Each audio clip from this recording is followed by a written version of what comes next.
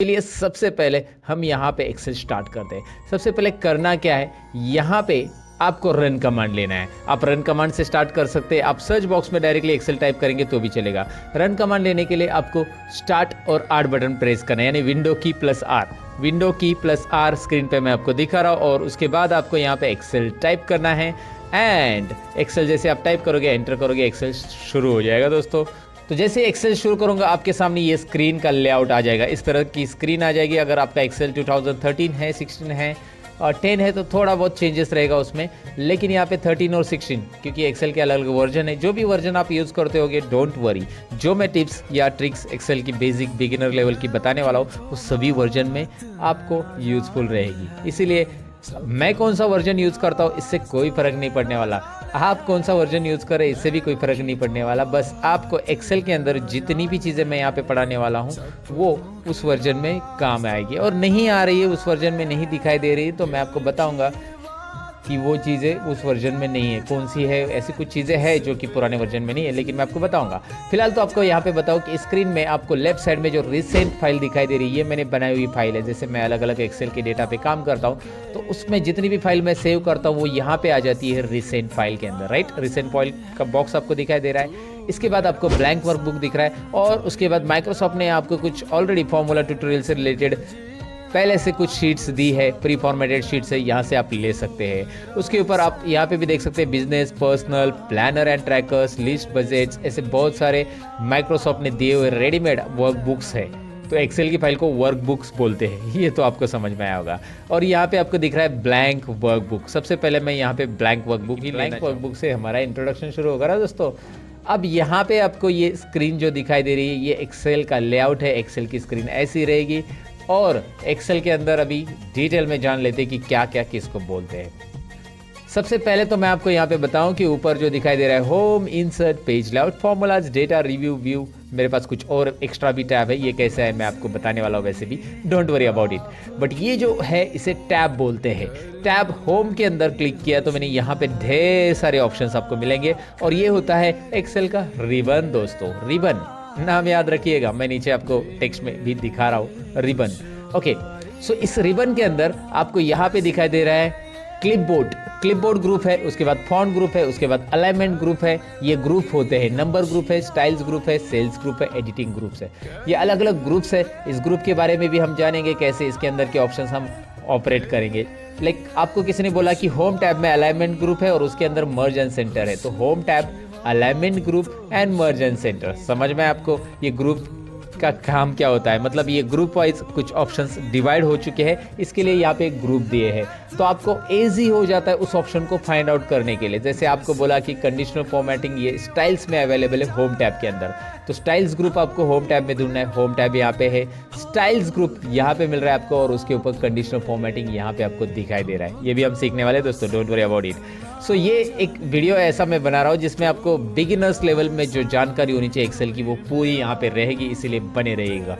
बस ये तो बताना था मुझे दोबारा, इसीलिए बता दिया। फिलहाल तो मैं आपको यहाँ पे बताऊँ कि यहाँ पे इसके बाद यहाँ पे होम टैब से लेकर ये टैब हो गया, हर एक टैब के अपने अपने ग्रुप्स है और अपने अपने ऑप्शंस है। मतलब यहाँ पे आप देख सकते हैं इंसर्ट पे क्लिक किया तो tables group, illustration group, add-ins group, charts group and ढेर सारे और भी ग्रुप्स है। फिलहाल मैं पढ़ने रहा हूँ। वैसे पेज लेआउट है, वैसे फॉर्मूलाज है, डेटा, रिव्यू एंड व्यू है। अब मैं आपको क्या बता रहा हूँ, आगे जरा ध्यान दीजिए। फिर क्या है आगे, ये है नेम बॉक्स। अब ये नेम बॉक्स की जानकारी हम आपको डिटेल में देने वाले। इसका नाम याद रखिए नेम बॉक्स, और जिस सेल में हम क्लिक करेंगे उसका वो नाम बता रहा है, ये भी आपको यहाँ पे समझ में आ जाएगा। जैसे मैं इस बॉक्स में क्लिक कर रहा हूँ, इस बॉक्स को वैसे सेल बोलते हैं एक्सेल में। ये बॉक्स जो है इसे सेल बोला जाता है, CELL, राइट। तो ऑलवेज रिमेंबर दोस्तों, ये सेल जो होता है इसका एक एड्रेस होता है।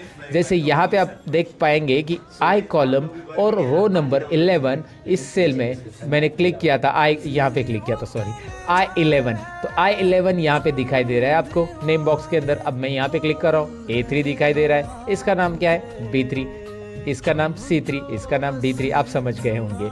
अब इसमें नेम बॉक्स क्या काम करता है, सेल का नाम दिखाता है और भी बहुत सारे काम करता है नेम बॉक्स, आपको आगे पता चल जाएगा। नेम बॉक्स के बाद बारी आती है फॉर्मूला बार की। उसी के राइट साइड में यहाँ पे जो आपको दिखाई दे रहा है फॉर्मूला बार। ओके, यहाँ पे ये जो बार है, यानी कि ये वो बार नहीं है जहाँ पे लोग बार बार जाते हैं, ये फॉर्मूला वाला बार है जहाँ पे हमें फॉर्मूला दिखाई देगा दोस्तों, राइट। अब इसमें फॉर्मूला कैसे दिखाई देगा मैं आपको यहाँ पे एक छोटा सा एग्जांपल बताता हूँ। कोई भी सेल के अंदर क्लिक कीजिए, जैसे मैंने यहाँ पे E5 पे क्लिक किया है और इसके अंदर मैं कुछ लिखूंगा। अब मैं यहाँ पे एक बात बताना चाहूँगा कि यार ये आपको जूमिंग में मुझे बार बार जूम करना पड़ रहा है, तो इस बॉक्स की साइज़ में बढ़ाना चाहता हूँ, मतलब ओवरऑल ये जो बॉक्सेस है उनकी सबकी साइज़ एक साथ बढ़ानी है, तो जूम मैं कर सकता हूँ एक्सेल के अंदर। उसके लिए शॉर्टकट की है Alt+V+Z। Alt+V+Z ये शॉर्टकट की मैं यहाँ पे बता रहा हूँ आपको। इसे प्रेस कैसे करना है मैं बता देता हूँ। Alt के बाद V प्रेस करना है, Alt के साथ में V प्रेस कीजिए, आपको कुछ रिजल्ट नहीं आएगा, बाद में आपको Z इंडिविजुअल प्रेस कर देना है। जैसे आप प्रेस करोगे यहाँ पे एक डायलॉग बॉक्स आएगा, जो कि मैं यहाँ पे मिडल में ले रहा हूँ स्क्रीन के, और आपको दिखा रहा हूँ जूम का डायलॉग बॉक्स है, मैग्निफिकेशन। इसमें आप अप एरो और डाउन एरो प्रेस करके, कीबोर्ड के ऊपर से अप और डाउन एरो प्रेस करके आप इसका जूमिंग लेवल डिक्लेयर कर सकते हैं। मैक्सिमम एक्सेल में 400% आप जूमिंग कर सकते हैं, जो कि आप एक कस्टम ऑप्शन दिया है उसमें आप टाइप करके ले सकते हैं। तो कस्टम में टाइप कीजिए 400%, तो 400 हो जाएगा। फिलहाल मुझे ज़रूरत नहीं है, 200 मैंने सिलेक्ट किया है। I will do one thing, okay करेंगे। मैक्सिमम 400 है, मिनिमम 10% जूमिंग। अच्छा, अगर आपको Alt+V+Z से नहीं करना है तो और कौन सा तरीका है जूमिंग करने का? आप कंट्रोल बटन प्रेस करके माउस का स्क्रॉल बार घुमा सकते हैं आगे और पीछे। कीबोर्ड के ऊपर जो कंट्रोल बटन रहता है उसे प्रेस करके रखिएगा, माउस का स्क्रॉल बार आगे और पीछे घुमाएंगे तो क्या होने वाला है आपको पता है, जूम इन जूम आउट होने वाला है, राइट। सो ये आप ट्राई कर सकते हैं, या इसके अलावा कर सकते हैं आप राइट कॉर्नर में, यहाँ पे राइट कॉर्नर में आइए और यहाँ पे आपको जूमिंग के लिए मिल रहा है ऑप्शन, प्लस की तरफ क्लिक करें, मतलब प्लस के ऊपर क्लिक करेंगे तो ये जूम इन होता जाएगा, माइनस पे क्लिक करेंगे तो ये जूम आउट होते जाएगा। ये सिंपल चीज़ें मुझे बताने की ज़्यादा ज़रूरत नहीं, लेकिन मैंने आपको बताया कि शॉर्टकट की से ये कर सकते हैं और कैसे करना है आप ये समझ गए होंगे, राइट। ओके, तो अब यहाँ पे आपको समझ में आया कि जूम कैसे करना है। फिलहाल मैं आपको फॉर्मूला बार के बारे में बता रहा था, अब फॉर्मूला बार पे फिर से चले जाते हैं। अब फॉर्मूला बार करेगा क्या, कैसे काम करेगा दिखाता हूँ मैं आपको। यहाँ पे मैं = दे रहा हूँ, कोई भी फॉर्मूला लिखना है तो मैं यहाँ पे लिखता हूँ 50 = ये कंपलसरी है एक्सेल के अंदर कोई भी फॉर्मूला के पहले लिखना, because every formula with begins with = sign. ये अंग्रेजी में समझ आता है, हिंदी में बताता हूँ। हर एक फॉर्मूला = साइन से शुरू होता है, हर एक फॉर्मूला बराबर साइन से शुरू करते हैं हम, अरे सबको पता है यार। यहाँ पे देखिए 50 + 30 मैंने लिखा, ये प्लस का साइन जो कीबोर्ड के ऊपर प्लस रहता है वो 30 ही है, और माइनस का साइन वहाँ पे माइनस का साइन है। मल्टीप्लिकेशन के लिए आप मल्टीप्लिकेशन यानी एस्ट्रिक का साइन यूज़ कर सकते हैं, और डिवाइड के लिए यहाँ पे स्लैश का साइन है, जो स्क्रीन के ऊपर मैं आपको दिखा रहा हूँ कि कौन सा साइन किसके लिए यूज़ किया जाता है, तो आप ज़रूर कर सकते हैं इसे। यहाँ पे देखिए एक सिंपल कैलकुलेशन हो चुका है, 50 + 30 यहाँ पे आ गया 80। अब मैं यहाँ पे 80 भी लिख रहा हूँ, नीचे मैंने डायरेक्ट 80 टाइप किया, यहाँ पे मैंने 80 कैलकुलेशन किया। आप बोलोगे इतना बेसिक कैलकुलेशन आपको आता नहीं क्या? मैंने आपको दिखाने के लिए किया कि ये होता क्या है। ध्यान से देखिए, फॉर्मूला बार में ऊपर क्या दिख रहा है, जो कि मैंने C4 में कुछ टाइप किया था, दिखाई दे रहा है आपको। C4 सेल में मैंने टाइप किया है 50 + 30 और उसका आंसर तो 80 दिख रहा है सेल, लेकिन फॉर्मूला बार उसका फॉर्मूला दिखा रहा है। और C5 सेल में क्या हो रहा है, C5 सेल में मैंने डायरेक्टली 80 टाइप किया, राइट। तो 80 टाइप किया तो वहाँ पे कोई फॉर्मूला नहीं आ रहा है। So if there is a formula in your cell it will display formula, if there is a content in your cell it will display content. मतलब फॉर्मूला बार का काम यही होता है दोस्तों। यहाँ पे देखिए फॉर्मूला है तो फॉर्मूला दिखा रहा है, यहाँ पे देखिए सेल में कंटेंट है तो कंटेंट दिख रहा है, टेक्स्ट है तो टेक्स्ट दिखाई देगा। और यहाँ पे नोटिस कीजिए, जब आप टेक्स्ट टाइप करेंगे तो वो लेफ्ट अलाइनमेंट में ऑटोमेटिक आएगा, जो भी टेक्स्ट आप टाइप करोगे। जैसे मैंने यहाँ पे टाइप किया लर्न मोर, तो ये आपको ये थोड़ा सा कॉलम की साइज़ में बढ़ाना बताऊंगा आपको आगे, लेकिन यहाँ पे दिख रहा है ये लेफ्ट साइड में रहेगा और ये रहेगा राइट साइड में। टेक्स्ट हमेशा लेफ्ट साइड में अलाइन करता है और नंबर हमेशा राइट में अलाइन करता है, लेकिन हम उसे अलाइन चेंज कर सकते हैं, left to right, right to left कर सकते हैं। फिलहाल तो फॉर्मूला बार मैंने बताया, और फॉर्मूला बार इतना ही नहीं है जितना दिख रहा है। फॉर्मूला बार को यहाँ पे राइट कॉर्नर से हम एक्सटेंड कर सकते हैं। यहाँ पे एक छोटा सा डाउन एरो दिख रहा है आपको, और इसे आप क्लिक करेंगे तो ये फॉर्मूला बार एक्सटेंड होता है, राइट। ओके, यहाँ पे क्लिक करेंगे एक्सटेंड, मतलब थोड़ा सा फॉर्मूला बार आपको बड़ा दिख रहा है ना। जब ज़रूरी है, जब बहुत बड़ा फॉर्मूला आप लिख रहे हैं तब जाके ये फॉर्मूला बार को एक्सटेंड करने की ज़रूरत आपको पड़ सकती है, जो कि वो लाइन में नहीं बैठा तो नीचे की लाइन में आ जाएगा अगर आप वहाँ पे क्लिक करते हो तो, राइट। ओके, सो ये इंट्रोडक्शन के बाद आगे बढ़ते हैं। यहाँ पे मैं आपको बताऊँ कि these are the columns of Excel. ये जो है ABCDEFGH IJK LMNO PPQR STUVWXYZ, मैं गाना नहीं गा रहा हूँ, ये कॉलम से एक्सेल के। और जेड तक ही नहीं है, आप देखेंगे आगे भी कॉलम है, AB AC AD समझे, AD I mean AD column का नाम है। वैसे ही A to Z हो जाएगा, फिर BA आ जाएगा, BB भी आ जाएगा दोस्तों, BB, BC, BD, वो बीड़ी नहीं जो पीने वाली है, ओके हम जस्ट जोकिंग। बट आपको मैं बता रहा हूँ कि यहाँ पे बहुत सारे हैं, बहुत सारे BF भी कॉलम है, BG है। और आपको मैं बताऊँ कि ऐसे आप राइट एरो प्रेस करने से अच्छा कंट्रोल और राइट एरो प्रेस करो, डायरेक्टली लास्ट कॉलम पे आ जाएंगे। लास्ट कॉलम को जंप करने के लिए कंट्रोल राइट एरो, और फर्स्ट कॉलम को जंप करने के लिए control left arrow, right control right left, right left. अब ये जो राइट प्रेस करने के बाद ये लास्ट कॉलम जो आ रहा है वो है टोटल काउंटिंग। अगर हम करेंगे, वैसे मैं आपको डायरेक्टली बता रहा हूँ, काउंटिंग करने की जरूरत नहीं, आपको बैठना नहीं काउंटिंग के लिए, या ड्रैग भी नहीं करना कोई नंबर्स। 16,384 टोटल कॉलम्स एक्सेल में रहते, इतने सारे रिकॉर्ड्स हम वर्टिकली रख सकते हैं। लेकिन मैं आपको बताऊँ क्या कि ये रिकॉर्ड्स एक्सेल के अंदर के जो होते हैं ना, इतने भी हमें कम पड़ते हैं। बड़े बड़े कंपनी का जब डेटा आता है, जैसे कोई मल्टीनेशनल कंपनी का डेटा है, बैंकिंग का डेटा है, बैक ऑफिस का डेटा है, तो एक्सेल वहाँ पे एक्सेल का थोड़ा सा ड्रॉबैक है। लेकिन एक्सेल के अलावा और क्या यूज़ कर सकते हैं, मैंने मेरे चैनल के वीडियोस में बताया है। वो है कि आप एक्सेल में वो डेटा नहीं हो रहा है तो एक्सेल के अंदर ही हम एक्सेल के कुछ एडिंग्स यूज़ करके वर्क उसके ऊपर काम कर सकते हैं। फिलहाल तो मैं आपको बताऊं कि कंट्रोल लेफ्ट और कंट्रोल राइट एरो से हमने यहाँ पे जंप किया था लास्ट कॉलम में, फर्स्ट कॉलम से लास्ट कॉलम, 16,384 टोटल कॉलम से एक्सेल में, ABCD से लेकर ऐसे। और ऐसे ही आप डाउन एरो प्रेस करोगे तो आपको रोज मिलेंगे ढेर सारे, जो कि आपको दिखाई दे रहा है स्क्रॉल होते जा रहे हैं। लेकिन अभी मुझे लास्ट रो पे जाना है तो मैं थोड़े डाउन एरो प्रेस करते रहूँगा कीबोर्ड का, मैं कंट्रोल और डाउन एरो प्रेस करूँगा।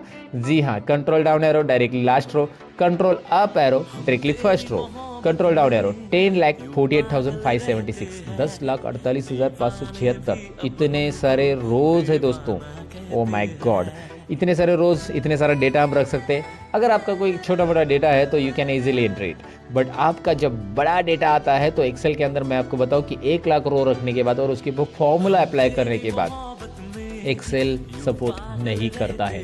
ये एक एक्सेल का कड़वा सच है दोस्तों। जी हाँ, 10 लाख रोज यहाँ पे है, आप 10 लाख का रिकॉर्ड रख सकते हैं, लेकिन जब आप कोई भी 10 लाख सेल्स पे अगर फॉर्मूला अप्लाई करने जाएंगे, will not get proper result, because वो फाइल बहुत हेवी हो जाती है और एक्सेल हेवी फाइल को सपोर्ट नहीं कर पाता है। इसीलिए तो एक्सेल ने 2010 में ये बातें ध्यान में रखी और 2010 के ऑफिस के लिए 2010 से आगे जितना भी वर्जन है, 10, 13, 16 वर्जन जो है या 19 वर्जन है, उसके लिए पावर पाइवोट ये लॉन्च किया गया। पावर पाइवोट, यहाँ पे आपको एक मेनू दिख रहा है पावर पाइवोट, इसके बारे में मैं वीडियो बनाने वाला हूँ, आप इंटरेस्टेड हो तो पावर पाइवोट आगे देखिएगा। लेकिन ये थोड़ा सा एडवांस लेवल या एडवांस एक्सेल के पार्ट में आता है। तो ये जहाँ पे डेटा बहुत बड़ा आता है, फॉर्मूले लगते हैं, तो एक्सेल वहाँ पे आपको सपोर्ट नहीं करता है, तो इसीलिए उन्होंने पावर पाइवोट बनाया जहाँ पे आप अलग फॉर्मूलाज यूज़ करके एक्सेल के अंदर पावर पाइवोट में काम कर सकते हैं। फिलहाल वो बातें तो साइड में रहने दो, हम सीख रहे हैं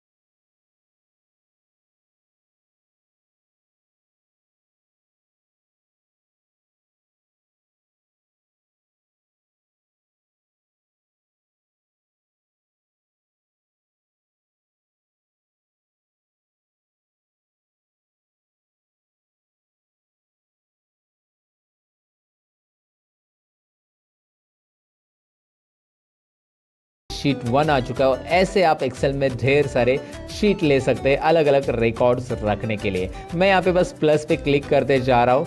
वैसे मैं शॉर्टकट की भी बता देता हूँ, शिफ्ट और F11, शिफ्ट और F11 करेंगे तो शीट इंसर्ट होगी। लेकिन जब आप कीबोर्ड से मतलब शॉर्टकट की से शीट इंसर्ट करते, देखिए मैं शिफ्ट F11 कर रहा हूँ तो वो लेफ्ट साइड में इंसर्ट होगी। वो यहाँ पे लेफ्ट साइड में इंसर्ट हो रही है, दिखाई दे रहा है आपको शीट। शिफ्ट प्लस F11 करने से क्या होगा, शीट लेफ्ट साइड में इंसर्ट हो रही है। और अगर यहाँ पे प्लस पे क्लिक करके आप इंसर्ट करते हो तो वो राइट में इंसर्ट हो रही है। राइट। ओके, समझ में आपको। वो शीट को आप ऐसे अरेंज कर सकते हैं, वैसे ये 7 नंबर को यहाँ पे ड्रॉप करना है, 8 नंबर को यहाँ पे ड्रैग एंड ड्रॉप करना है, बस माउस का बटन क्लिक करके रखिए, ड्रैग एंड ड्रॉप। राइट, ये ऑर्डर में आ चुका है। कोई भी शीट कहीं पे भी आप रख सकते हैं।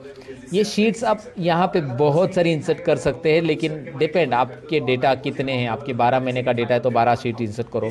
आपके पास बहुत सारा अलग अलग शीट्स का रिकॉर्ड है तो वहाँ पे अलग अलग शीट्स बना के अलग अलग रिकॉर्ड रख सकते हैं। जैसे हर एक शीट के अंदर उतने रोज और उतने कॉलम आपको मिलने वाले जितने की पहले शीट में है। और यहाँ पे शीट से रिलेटेड कुछ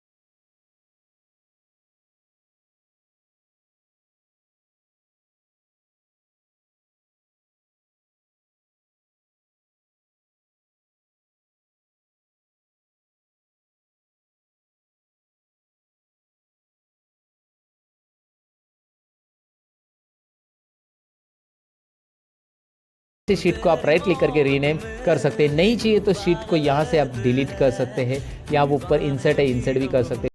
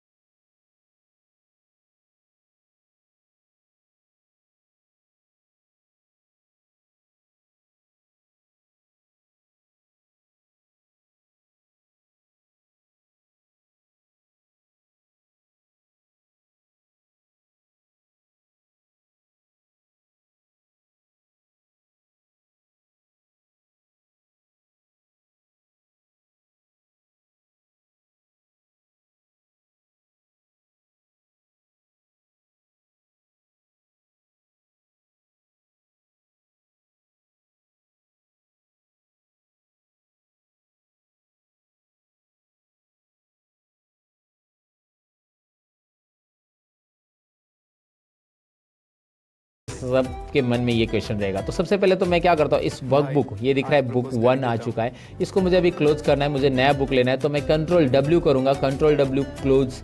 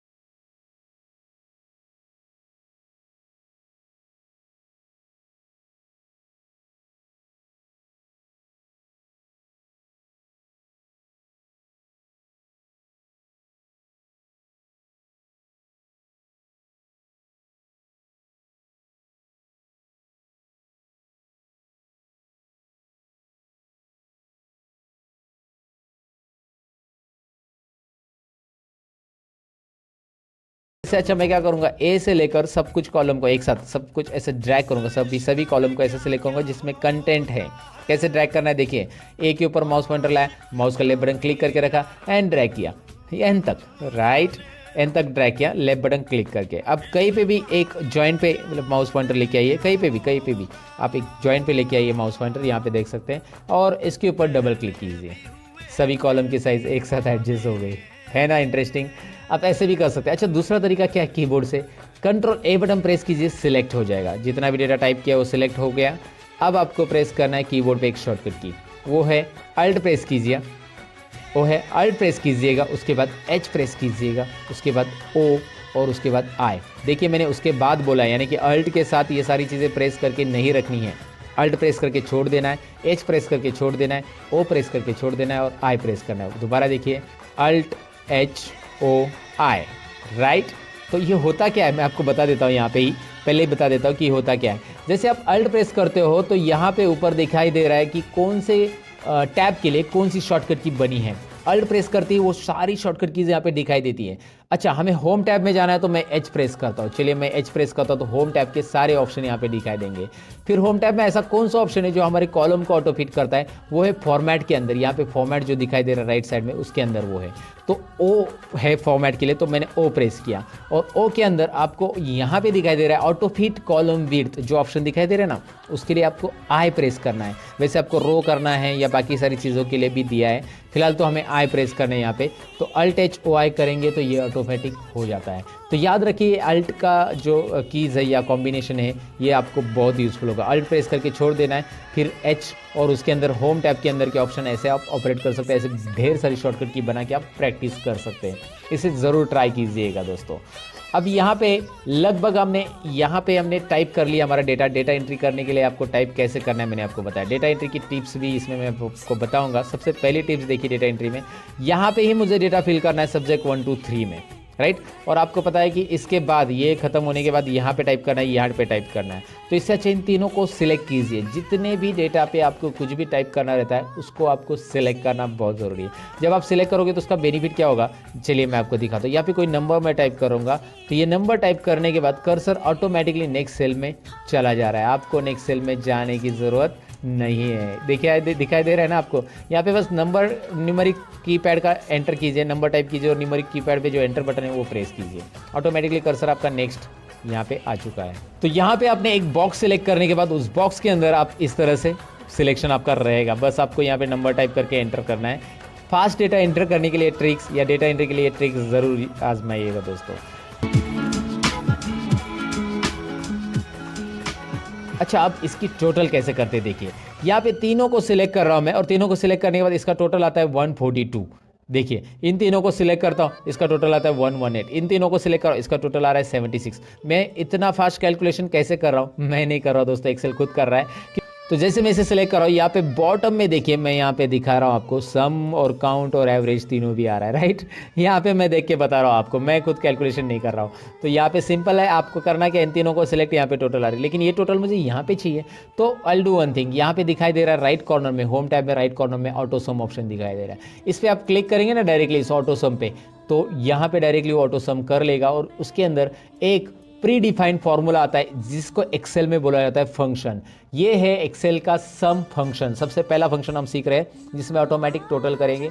और ये होता है एक्सेल में predefined formula. Always remember कि predefined formula in Excel is called a function.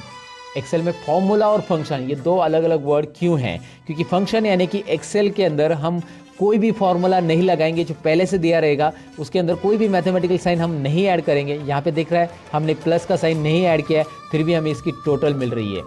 तो पहले से डिफाइन किया गया फॉर्मूला जो होता है उसे हम एक्सेल में फंक्शन बोलते हैं। और अगर हमें इसकी टोटल करनी होती, मैं डिलीट कर रहा हूँ इसे, अगर इसे हमें टोटल करनी है तो मैं इज इक्वल टू करूँगा, इस सेल पे क्लिक करूँगा, ये है C2 जो कि एड्रेस दिखाई दे रहा है उसका, प्लस ये D2 प्लस ये है E2। इस तरह का ये जो होगा ये हमारा फॉर्मूला है। सो फॉर्मूला और फंक्शन में यहाँ पे समझने की कोशिश कीजिए कि उसका एक्चुअली फॉर्मूला क्या होता है। एक्सेल में ये फॉर्मूला है जो कि कस्टमाइज दिया हमने, और इसके पहले जो किया था वो फंक्शन है।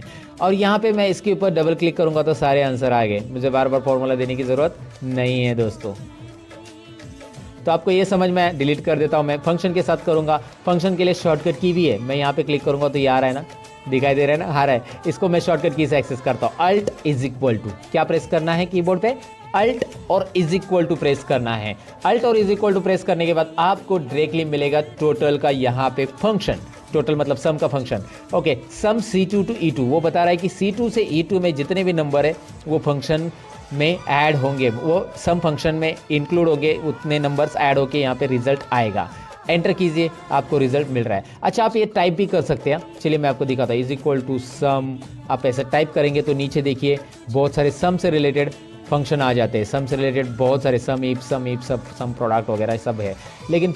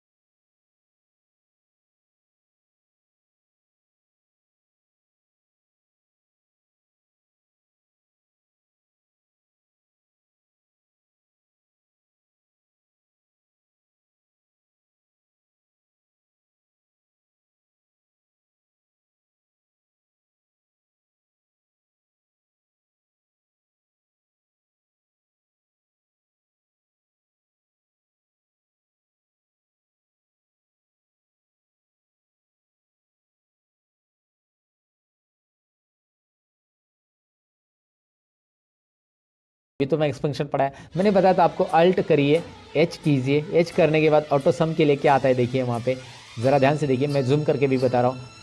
वहाँ पे ऑटो सम के लिए क्या आ रहा है, यू आ रहा है। यू आ रहा है तो मैं यू प्रेस करता हूँ और यू के अंदर मैक्स निकालना है तो एम, राइट।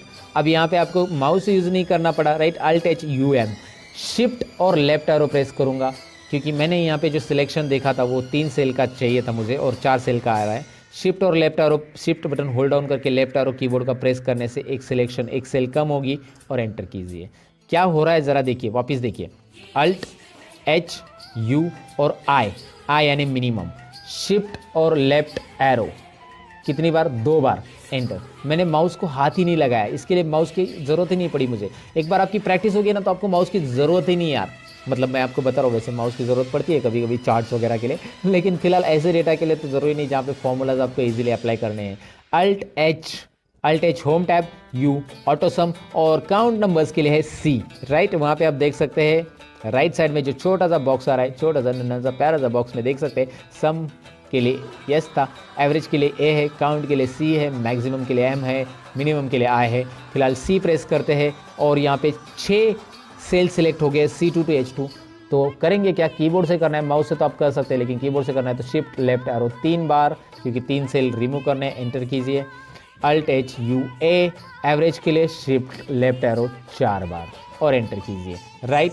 अब मुझे ये भी कीबोर्ड से ही करना है तो मैं करूँगा क्या, शिफ्ट और राइट एरो, फिर शिफ्ट और डाउन एरो और फिर control D, right. Okay, got it दोस्तों। तो ये आपको समझ में आया कि मैंने मैक्स, मीन, काउंट, एवरेज कैसे निकाला। इंटरेस्टिंग है, कोई डिफिकल्टी नहीं है इसमें, कीबोर्ड से कैसे करना है, माउस से कैसे करना है, दोनों चीज़ें मैंने आपको बताई। अच्छा एक बात, एक सवाल मैं आपको पूछना चाहूँगा यहाँ पे कि एवरेज और परसेंटेज सेम रहते हैं क्या? ज़रा मुझे कमेंट सेक्शन में ज़रा बता देना कि एवरेज और परसेंटेज सेम रहते हैं क्या। आप अपना आंसर चेक कर लेना, कमेंट में पहले आंसर लिख देना और फिर यहाँ पे मैं आपको आंसर बता रहा हूँ। एवरेज और परसेंटेज सेम रहते हैं या नहीं रहते हैं, यहाँ पे आपको पता चलेगा, खुद मैं कैलकुलेट कर रहा हूँ। मैं इसका ज़रा कॉलम की साइज़ बढ़ा लूँगा क्योंकि एवरेज जो है पॉइंट्स में आता है और वो पॉइंट्स नहीं दिख रहे थे, तो मैंने कॉलम की साइज़ बढ़ा दी। लेकिन यहाँ पे ज़्यादा डेसिमल आ रहे हैं, इतने ज़्यादा डेसिमल प्लेसेस हमें चाहिए कि देखिए कॉलम की साइज़ बढ़ाइए, इतने सारे डेसिमल आ रहे हैं। तो डेसिमल प्लेसेस को अगर कम ज़्यादा करना है या एक पर्टिकुलर डेसिमल में रखना है तो यहाँ पे होम टैब में आपको ऑप्शन दिया गया है नंबर फॉर्मेट में, ये नंबर ग्रुप दिख रहा है ना, उसमें आपको यहाँ पे ये जो ऑप्शन दिखाई दे रहा है डिक्रीज डेसिमल है और यहाँ पे मैं डिक्रीज़ कर दिया पूरा का पूरा, लेकिन मुझे यहाँ पे राउंड फिगर मिलेगा फिर, तो मैं इंक्रीज डेसिमल पे क्लिक करूँगा। इंक्रीज डेसिमल पे क्लिक जैसे करूँगा 1 2, ये इंक्रीज और डिक्रीज डेसिमल यहाँ पे याद रखना है, इंक्रीज डेसिमल डिक्रीज डेसिमल। सो यहाँ पे बस क्लिक करेंगे तो आपको मिल जाएगा वो ऑप्शंस। यहाँ पे डबल क्लिक कीजिए, कॉलम की साइज़ यहाँ पे एडजस्ट हो जाएगी। ये 2 डेसिमल मैंने रख दिया। अब यहाँ पे परसेंटेज के लिए फॉर्मूला हमें देना पड़ेगा क्योंकि कोई फंक्शन अवेलेबल नहीं है एक्सेल के अंदर, और परसेंटेज का जो फॉर्मूला रहेगा हम कैसे करेंगे, is equal to this is our total divide by what is next, total divide by out of marks, कितने में से मिला ये तीनों भी सब्जेक्ट 100 मार्क्स के मेरे, मतलब पहले सब्जेक्ट 1 को 100 में से मिला है, सब्जेक्ट 2 को 100 में से मिला है और सब्जेक्ट 3 को 100 में से मार्क्स मिला है, तो तीनों 300 में से मुझे मिले हैं, इसलिए 300 इंटू 100, राइट। सो 300 इंटू 100 अगर मैं क्रॉस मल्टीप्लिकेशन करूंगा तो दोनों जीरो हट जाएंगे और यहाँ पे मैं 3 लिखूंगा तो भी चलेगा, लेकिन मैं आपको फॉर्मूला समझाने के लिए ऐसा लिख रहा हूँ, एंटर करूंगा और मैं यहाँ पे डबल क्लिक करूंगा और यहाँ पे देखिए क्या हो रहा है, एवरेज और परसेंटेज यहाँ पे आपको दिखाई दे रहा है। यहाँ पे डेसिमल प्लेसेस एक काम कीजिए, कम कीजिए, 2 डेसिमल प्लेसेस रखिए बस, और आपको एवरेज और परसेंटेज सिमिलर दिख रहा है या नहीं, ज़रा बताइए। सिमिलर है आप बोलेंगे, सिमिलर ही होता है ऐसा आप बोलेंगे, लेकिन कुछ केसेस में सिमिलर है, कुछ केसेस में नहीं। अब कैसे, मैं आपको बता देता हूँ। अगर आपके सब्जेक्ट तीनों भी सब्जेक्ट 100 मार्क्स के हैं तो एवरेज और परसेंटेज सिमिलर रहेगा, लेकिन कोई एक सब्जेक्ट 150 में से मार्क्स मिले हैं, so it is possible to like get 148 marks, है ना, आपको 148 मिले हैं 150 में से, राइट। इधर 100 में से मिले आपको 98 और इधर 100 में से मिले आपको 95। तो अब आपका मार्क्स, यहाँ पे ज़रा डबल क्लिक करता हूँ मैं, यहाँ पे भी डबल क्लिक करता हूँ क्योंकि ये ऐसा आ गया ना, ज़रा ध्यान से देखिए, यहाँ पे हैश आ रहा है ना, तो यहाँ पे कॉलम की साइज़ कम पड़ रही, समझ जाना, ये छोटी छोटी चीज़ें डेटा एंट्री में याद रखना। तो आपको कॉलम की साइज़ बढ़ा देना है, डबल क्लिक करना है, ऐसे आप कर सकते हैं। आपको यहाँ पे ये समझना है कि यहाँ पे टोटल कितनी है, 341, यानी 350 में से ये मिले हैं आपको, 300 में से नहीं मिले। So average can be greater then 100, हो सकता है ना, एवरेज तो 100 से ज़्यादा हो सकता है, लेकिन परसेंटेज हो सकता है क्या, 113% कभी सुना है किसी स्टूडेंट को मिले? तो भैया आपका कैलकुलेशन तो गलत है, क्योंकि ये मिले हैं आपको 350 में से। तो यहाँ पे एक तो आप 350 लिखो या फिर इसको आप इस तरह से लिखो 3.5, ये भी चलेगा क्योंकि क्रॉस मल्टीप्लिकेशन में 2 जीरो जो है इधर पॉइंट में आ जाएंगे। तो ये देखिए आपका जवाब क्या आएगा। इस तरह के आपके परसेंटेज रहेंगे, 97% आपको मिले रहेंगे और एवरेज इस तरह से रहेगा। तो एवरेज और परसेंटेज अलग अलग होगा जब आपके सब्जेक्ट के मार्क्स कुछ अलग ही है, 100 नहीं है, 100 में से है तो एवरेज और परसेंटेज सिमिलर रहेगा। फिलहाल मैं इसे अंडू कर देता हूँ सारी चीज़ों को, और मैं आपको ये बताने के लिए ये मैंने सारी चीज़ें या उटपटांग हरकतें की कि एवरेज और परसेंटेज अलग अलग कौन से केसेस में होते हैं। अब आप किसी को भी बता सकते हैं, बहुत सारे लोगों की एक गलतफहमी होती है कि ये दोनों इक्वल रहते हैं, लेकिन कुछ केसेस में ये दोनों सिमिलर या इक्वल हम नहीं कह सकते उसको, राइट। अब रिजल्ट और ग्रेड तो हम निकालने वाले दोस्तों, ये ज़रा ट्रिकी फॉर्मूला यहाँ पे इफ़ कंडीशन हम सीखने वाले हैं, और इफ़ कंडीशन से हम रिजल्ट और ग्रेड कैसे निकालेंगे सीखेंगे। लेकिन उसके पहले कुछ चीज़ें हम यहाँ पे सीख लेंगे। सबसे पहले तो हम कंडीशनल फॉर्मेटिंग सीख लेंगे। अब कंडीशनल फॉर्मेटिंग इनके ऊपर मुझे देनी है। सब्जेक्ट 1 2 3 को मैंने सिलेक्ट किया है। होता क्या है, होम टैब में कंडीशनल फॉर्मेटिंग एक ऑप्शन है।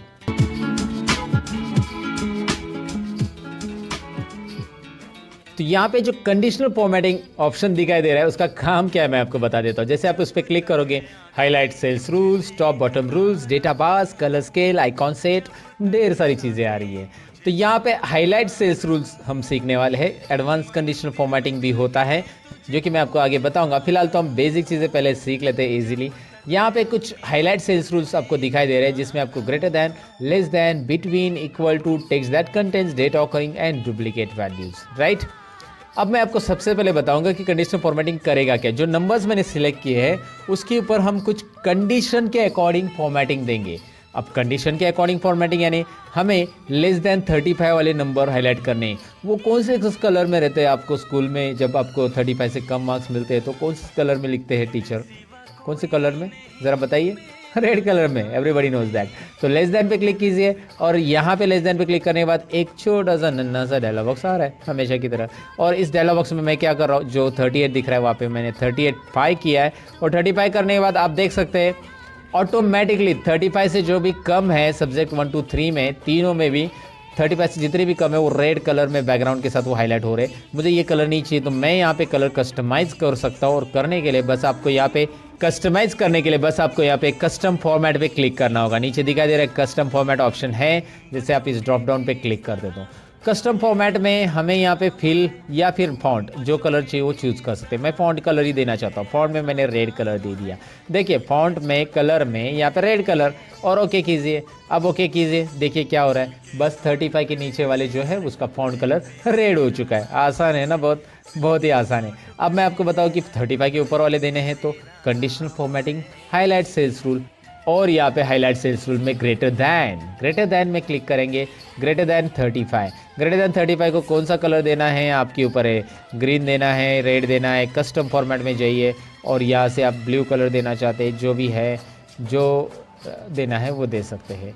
लेकिन एक बात यहाँ पे ध्यान दीजिए, मैंने 35 अगर लिखा तो वो तो ब्लैक कलर में आ रहा है ना, 35 ब्लैक कलर में आ रहा है, बाकी सब तो ऑटोमेटिक अपने अपने कलर में आ रहा है। तो यहाँ पे मैं करूँगा क्या, कंडीशनल फॉर्मेटिंग में और एक चीज़ है जो कि आपको यहाँ पे देखनी चाहिए, इक्वल टू है, बिटवीन भी है वैसे। इक्वल टू 35 देते पहले, इक्वल टू 35 कौन से कलर में रखना है आपको। चलिए मैं यहाँ पे कस्टम फॉर्मेट में हमेशा की तरह कलर दूसरा लेता हूँ। यहाँ पे मतलब इस तरह मैंने पर्पल ले लिया। जैसे आप मार्क्स चेंज करेंगे वहाँ पे कलर भी चेंज हो जाएगा दोस्तों। यहाँ पे आप देख सकते हैं मैंने इसके मार्क्स चेंज किए, वहाँ पे हो गया उसका पर्पल, यहाँ पे इसको मैंने पास कर दिया, यहाँ पे हो गया उसको ओके। सो गॉट इट, आपको समझ में आया ये कैसे हो रहा है? ओके। अब मुझे यहाँ पे कोई बिटवीन मार्क्स हाईलाइट करने हैं, जैसे मुझे 150 टू 175 के बीच में हाईलाइट करने हैं, तो मैंने इसको सिलेक्ट किया, कंडीशनल फॉर्मेटिंग और बिटवीन पे क्लिक किया। सिंपल है, बिटवीन में 150 टू 170 मैंने दे दिया, तो मैंने दे दिया और जस्ट मैंने कोई भी कलर यहाँ पे सिलेक्ट कर लिया और ओके किया। दिखाई दे रहा है आपको 150 टू 175 के या जो भी आप फॉर्मेट दोगे उसके बीच में यहाँ पे नंबर हाईलाइट हो जाएंगे। कंडीशनल फॉर्मेटिंग में आगे है यहाँ पे टेक्स्ट दैट कंटेंट्स में हम पर्टिकुलर टेक्स्ट में हाईलाइट कर सकते हैं। जैसे मैं आपको एग्जांपल देता हूँ यहाँ पे। चलिए मैं अभी फिलहाल तो पास फेल डायरेक्टली लिख रहा हूँ, लेकिन इसका फॉर्मूला बनता है दोस्तों, और वो तो हम सीखने वाले हैं ना आगे, तो बड़े रहेगा वीडियो के अंदर। इसका फॉर्मूला काफ़ी इंटरेस्टिंग है, ऑटोमेटिक पास फेल आने वाले हैं। फिलहाल तो मैंने पास फेल ऐसा अंदाज लिखा है कि ये पास है ये फेल है, तो ये मत देखिएगा कौन पास है कौन फेल है। मुझे बस यहाँ पे दिखाना है कि पास वाले जो है वो ग्रीन कलर में रहने चाहिए, फेल वाले जो है रेड कलर में। तो मैं वही करूँगा, यहाँ पे एक कंडीशनल फॉर्मेटिंग में जो ऑप्शन था वो पिक करूँगा। टेक्स्ट दैट कंटेन्स, जिस टेक्स्ट के अंदर पास है उसको मैं ये वाला ग्रीन वाला कलर देना चाहता हूँ। चलिए मैंने यहाँ पे डायरेक्टली प्री डिफाइन जो कलर है ना, green fill with the dark green text, वो दे दिया, राइट। अब मैं क्या करता हूँ, कंडीशनल फॉर्मेटिंग दोबारा उसी को सिलेक्ट रख के आप एक ही सेल्स के ऊपर दो कंडीशंस भी दे सकते हैं, जो कि यहाँ पे मैं आपको दिखा रहा हूँ। फेल, यहाँ पे आपको फेल लिखना है और फेल के अंदर ये कलर देना है और ओके कीजिए। अब आप देख सकते हैं पास और फेल को कैसे कलर आ रहा है। मैंने एक टेम्पररी आपको बताया सोल्यूशन कैसे करना है। उसके अलावा यहाँ पे अगर मैं आपको बताऊँ कि कोई डेट्स है तो डेट्स के लिए भी आप फॉर्मूला दे सकते हैं। जैसे यहाँ पे कोई डेट्स नहीं है, but I do one thing, यहाँ पे मैं कोई डेट लेता हूँ। जैसे मैं यहाँ पे 22 दिसंबर को रिकॉर्ड कर रहा हूँ, तो मैं यहाँ पे सपोज 2 दिन पहले की डेट लेता हूँ और मैंने यहाँ पे 2 दिन पहले की डेट ले ली है और उसके बाद इस डेट को मैं ड्रैग करूँगा तो ये सीरियली डेट आ जाएगी, राइट। मैं इतनी डेट दिखा रहा हूँ बस यहाँ पे आपको ये समझाने के लिए। कंडीशनल फॉर्मेटिंग में हाईलाइट सेल्स रूल में डेट ऑकरिंग हमारा नेक्स्ट टॉपिक है। डेट ऑकरिंग, डेट ऑकरिंग में जब हम क्लिक करेंगे एस्टरडे, कल की डेट, आज 22 तारीख है तो कल की डेट 21 तारीख, टुडे है ना, राइट, टुमारो, इन लास्ट 7 डेज, ऐसी बहुत सारी चीज़ें इसमें ये सेल्स रिपोर्ट वगैरह में बहुत काम आती है। आप अगर हाईलाइट करके रखना चाहते हैं सेल्स को, अगर आप ये फॉर्मूला देके रखेंगे तो ऑटोमेटिकली नेक्स्ट वीक की डेट, दिस वीक की डेट है ना, ये सब यहाँ पे हाईलाइट होगी। Last week in last 7 days, यहाँ पे तो 7 डेज नहीं, मैंने 2-4 ही डेट ली है। तो ये कंडीशनल फॉर्मेटिंग आप यहाँ पे अप्लाई कर सकते हैं डेट वाइज। फिलहाल मैंने उस पर नहीं किया, लेकिन मैंने आपको बता दिया। अच्छा, दूसरी चीज़ यहाँ पे मैं आपको बताना चाहूँगा कि यहाँ पे नाम है और आप चाहते कि यहाँ पे किसी का भी नाम डुप्लीकेट आए तो वो हाईलाइट हो जाए, या आपने मोबाइल नंबर लिखा रहेगा तो डुप्लीकेट मोबाइल नंबर एंटर करते हैं तो वो हाईलाइट हो जाए। तो डुप्लीकेट वैल्यूज़ आपको पता चले एंटर करने के बाद, तो सबसे पहले इस कॉलम पे पूरे कॉलम को सिलेक्ट कीजिए, क्योंकि पूरे कॉलम में जब आप एंटर करेंगे तो आपको पता चलना चाहिए। तो बी कॉलम पे क्लिक करने के बाद conditional formatting, highlight cells rule, और लास्ट ऑप्शन जो है यहाँ पे देखना है from this list duplicate values, ये दिखाई दे रहा है, क्लिक कीजिएगा। क्लिक करने के बाद बस यहाँ पे कलर तो ऑटोमेटिक आने वाला है, कलर है, डुप्लीकेट वैल्यूज यहाँ पे रखिए और ओके कीजिए। डुप्लीकेट ही रखना है। और अभी क्या होगा देखिए, मैं आपको बता देता हूँ कि ए अगर हमने डबल लिखा तो क्या हो रहा है। अगर मैं यहाँ पे ऐप लिखता हूँ सो कुछ भी प्रॉब्लम नहीं है, जी लिखता हूँ उसे कुछ प्रॉब्लम नहीं है, लेकिन उस लिस्ट में अगर वो नाम दोबारा आता है, जैसे ये नाम दोबारा आ गया है बी, तो वो हाईलाइट कर रहा है 2 बार है भैया, ये भी 2 बार है, कहाँ पे वो बता रहा है, सी डी भी हाईलाइट कर रहा है, राइट। सो डुप्लीकेट वैल्यू हाईलाइट करने के लिए काफ़ी इंटरेस्टिंग है। आपने ए बी सी डी लिखा है, मैंने ये मत समझो कि ए बी सी डी आएगा खाली, मैंने अनिल नाम लिखा, और अगर अनिल नाम पहले से लिखा होगा लिस्ट में, लुक एट हियर, राइट, तो ये भी यहाँ पे हो जाएगा हाईलाइट। इंटरेस्टिंग है, ये सारी चीज़ें आपको समझ में आई होगी कंडीशनल फॉर्मेटिंग करना कैसे है। कंडीशनल फॉर्मेटिंग में यहाँ पे इस मार्क्स को कुछ अलग तरीके से फॉर्मेट करने के लिए मैं यहाँ पे सबसे पहले इसका फॉर्मेटिंग हटाना चाहूँगा। तो मैं कंडीशनल फॉर्मेटिंग में जाता हूँ, क्लियर रूल्स, और यहाँ पे 2 ऑप्शन रहते हैं कि आपको पूरे शीट का रूल क्लियर करना है, मतलब यहाँ पे राइट साइड में पास फेल को लगाया हुआ रूल भी क्रिएट करना है। तो clear rules from entire sheet कीजिए, सबके रूल जाएंगे, जो सिलेक्टेड है उनके भी जाएंगे, बाकी के भी जाएंगे। और क्लियर रूल्स फ्रॉम सिलेक्टेड मतलब जो नंबर सिलेक्टेड है उसी के जाएंगे। तो मैं फिलहाल नंबर के गायब करना चाहता हूँ, तो देखिए नंबर के रूल्स गायब हो गए। अब यहाँ पे कंडीशनल फॉर्मेटिंग में आपको मैं बताऊँ कि टॉप बॉटम रूल्स भी है कि इसमें टॉप 10 आइटम्स अगर आपको हाईलाइट करने तो होंगे, टॉप 1 आइटम्स हाईलाइट करने हैं तो यहाँ पे टॉप 1 दिखाई देगा, क्योंकि 65 ही टॉप 1 है तो सभी के सभी हाईलाइट हो जाएंगे। टॉप 2, 3, 4, 5 में वही आएंगे, 6 में नेक्स्ट आइटम आएगा। तो ये टॉप आइटम्स हाईलाइट करने के लिए वैसे आप यहाँ पे बॉटम और बाकी सब आइटम्स हाईलाइट कर सकते हैं। जो आइटम जो नंबर आप हाईलाइट करना चाहते हैं वो हाईलाइट कर सकते हैं। आइटम्स हमारे हिंदी में कुछ अलग तरीके से बोला जाता है या मीनिंग लिया जाता है, लेकिन यहाँ पे आइटम्स मतलब नंबर से हमारे दोस्तों। सो समझ में आपको ये कैसे करना है, टॉप बॉटम टॉप 10%, ये ज़रा ट्राई मारिएगा इसके ऊपर ज़रा। डेटाबास में यहाँ पे मैं आपको बताऊँ कि डेटाबास में जैसे ही आप कोई भी यहाँ पे नंबर्स मतलब कोई भी कलर्स के ऊपर या ग्रेडियंट के ऊपर सेलेक्ट करते हैं, सॉलिड फील लीजिए या डेटाबास में ग्रेडियंट फील लीजिए, यहाँ पे आपको वो कलर्स में वो पर्टिकुलर सेल पूरा यहाँ पे फिलअप दिखाई देगा। मैं आपको दिखाता हूँ, यहाँ पे हाईएस्ट है इसलिए 65, अगर ये लोएस्ट हो गया तो देखिए ये 5 है ना, क्योंकि उसका परसेंटेज उतना है ना। अगर मैंने इसको 100 दिया तो 65 देखो कितना आ रहा है, 65 उतने ही परसेंटेज रेंज में भरा हुआ रहेगा। 50 रहेगा तो आधा, 100 फुल है तो 50 आधा आ जाएगा सेल में, आधा कलर आधा ये। तो आपको ये समझने में दिक्कत नहीं है कि डेटाबास यहाँ पे क्या बता रहा है। बहुत सिंपली आपको डेटा का प्रेजेंटेशन मिल रहा है कंडीशनल फॉर्मेटिंग के अंदर। डेटाबास के रूल्स क्लियर करने हैं या पूरे रूल्स क्लियर करने, तो clear rules from entire sheet, पूरे के पूरे रूल्स मैंने क्लियर कर दिए। अब डेटाबास के अलावा कलर स्केल भी है, पूरे कलर अलग अलग रेंज में आ जाएगा, मतलब 25 रेंज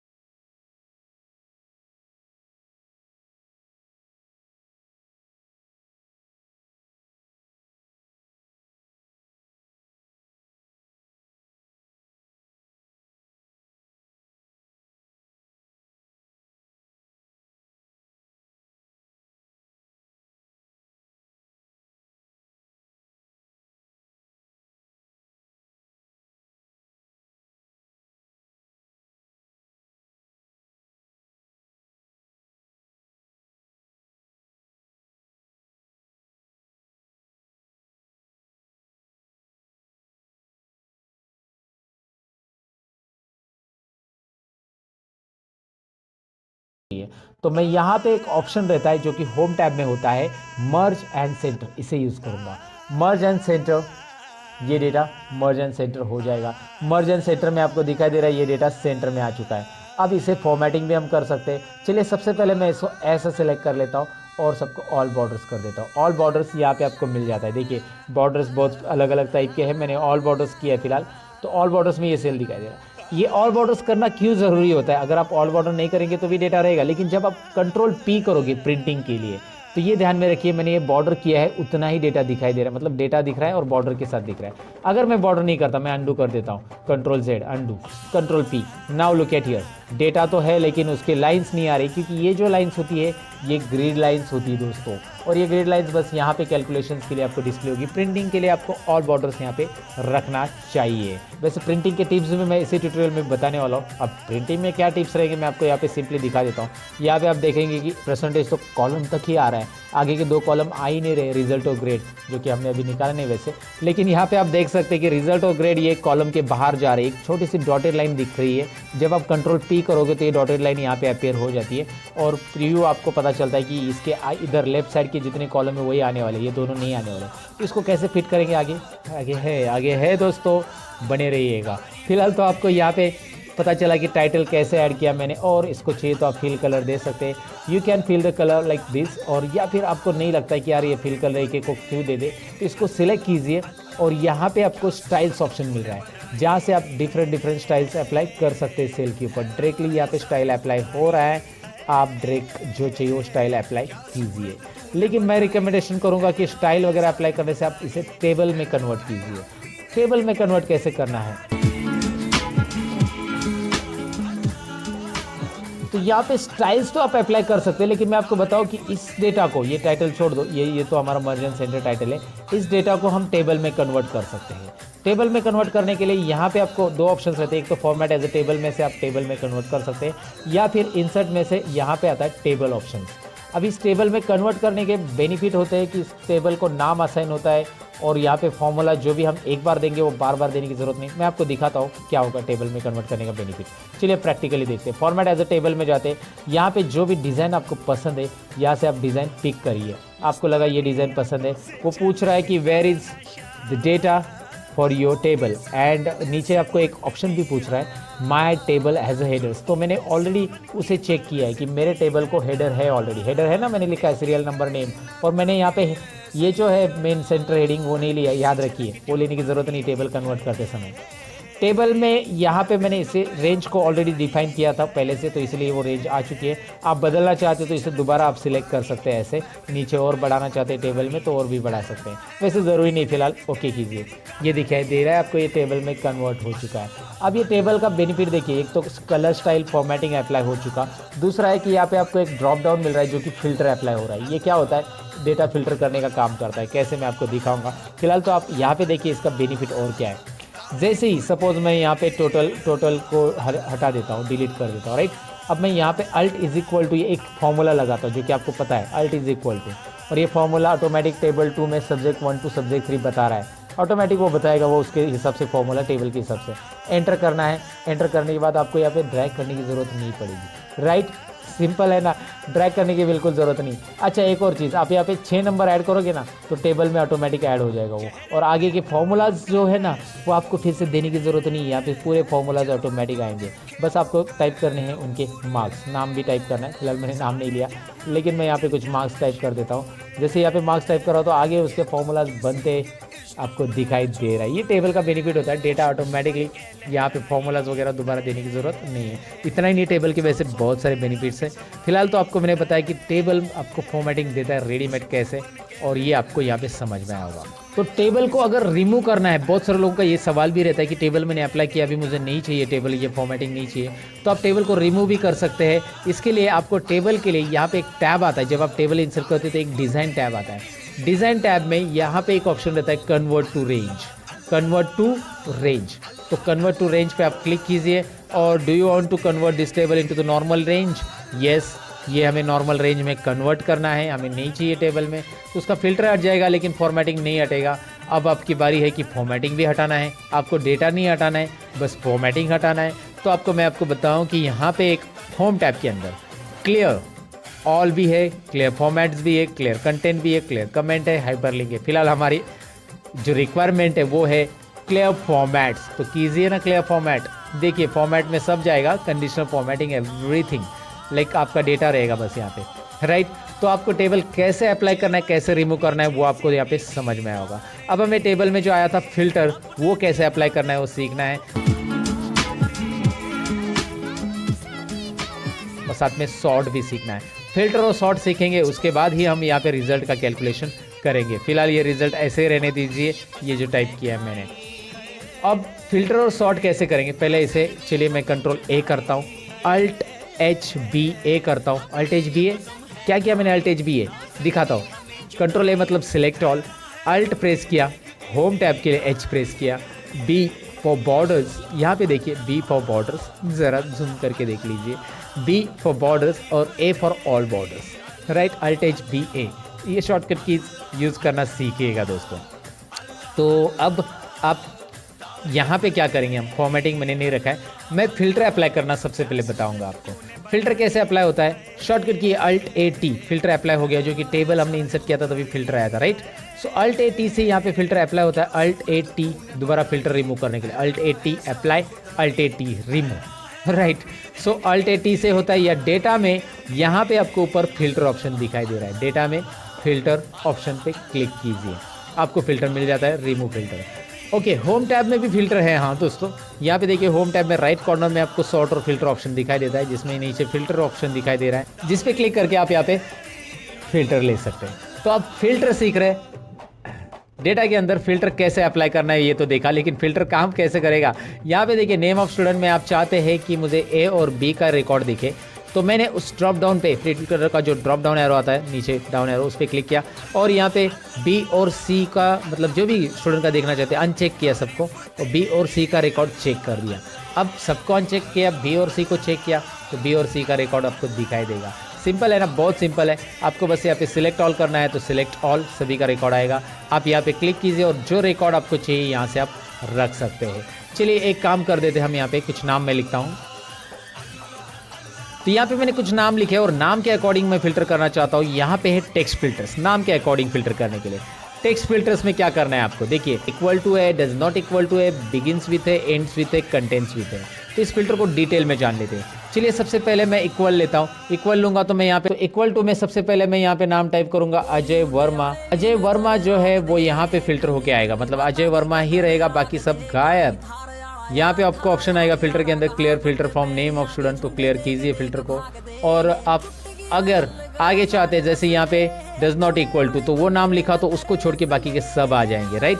बिगिंस विथ लेते, चलिए begins with A, begins with A मतलब ए नाम के आ रहे हैं सभी, ए नाम से जिनका शुरुआत हो रहा है वो सभी आ रहे हैं। So clear filter. अगर आप, मैं यहाँ पे देखना चाहता हूँ बिगिंस विथ आर, तो आर आ जाएगा जो भी है। एंड्स विथ चाहिए, एंड्स विथ ए, तो यहाँ पे ए नाम से एंड होने वाले देखिए कौन कौन है, 3 लोग हैं, राइट।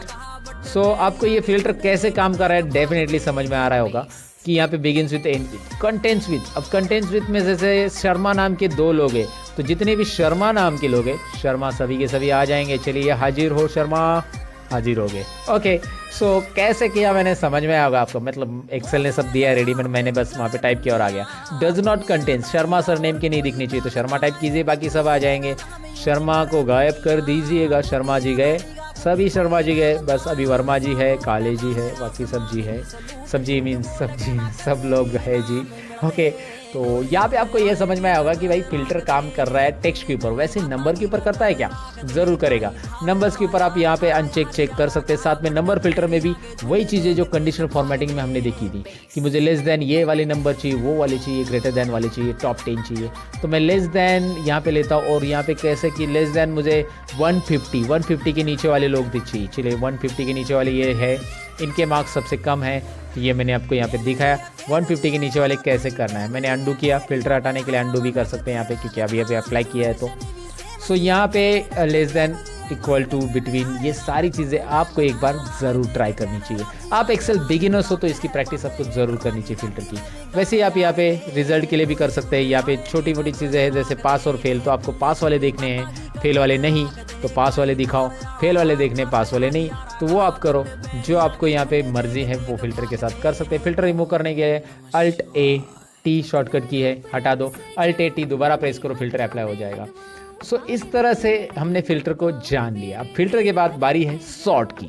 अब सॉर्ट होता क्या है दोस्तों? सॉर्ट यानी कि डेटा को असेंडिंग और डिसेंडिंग ऑर्डर में लाना।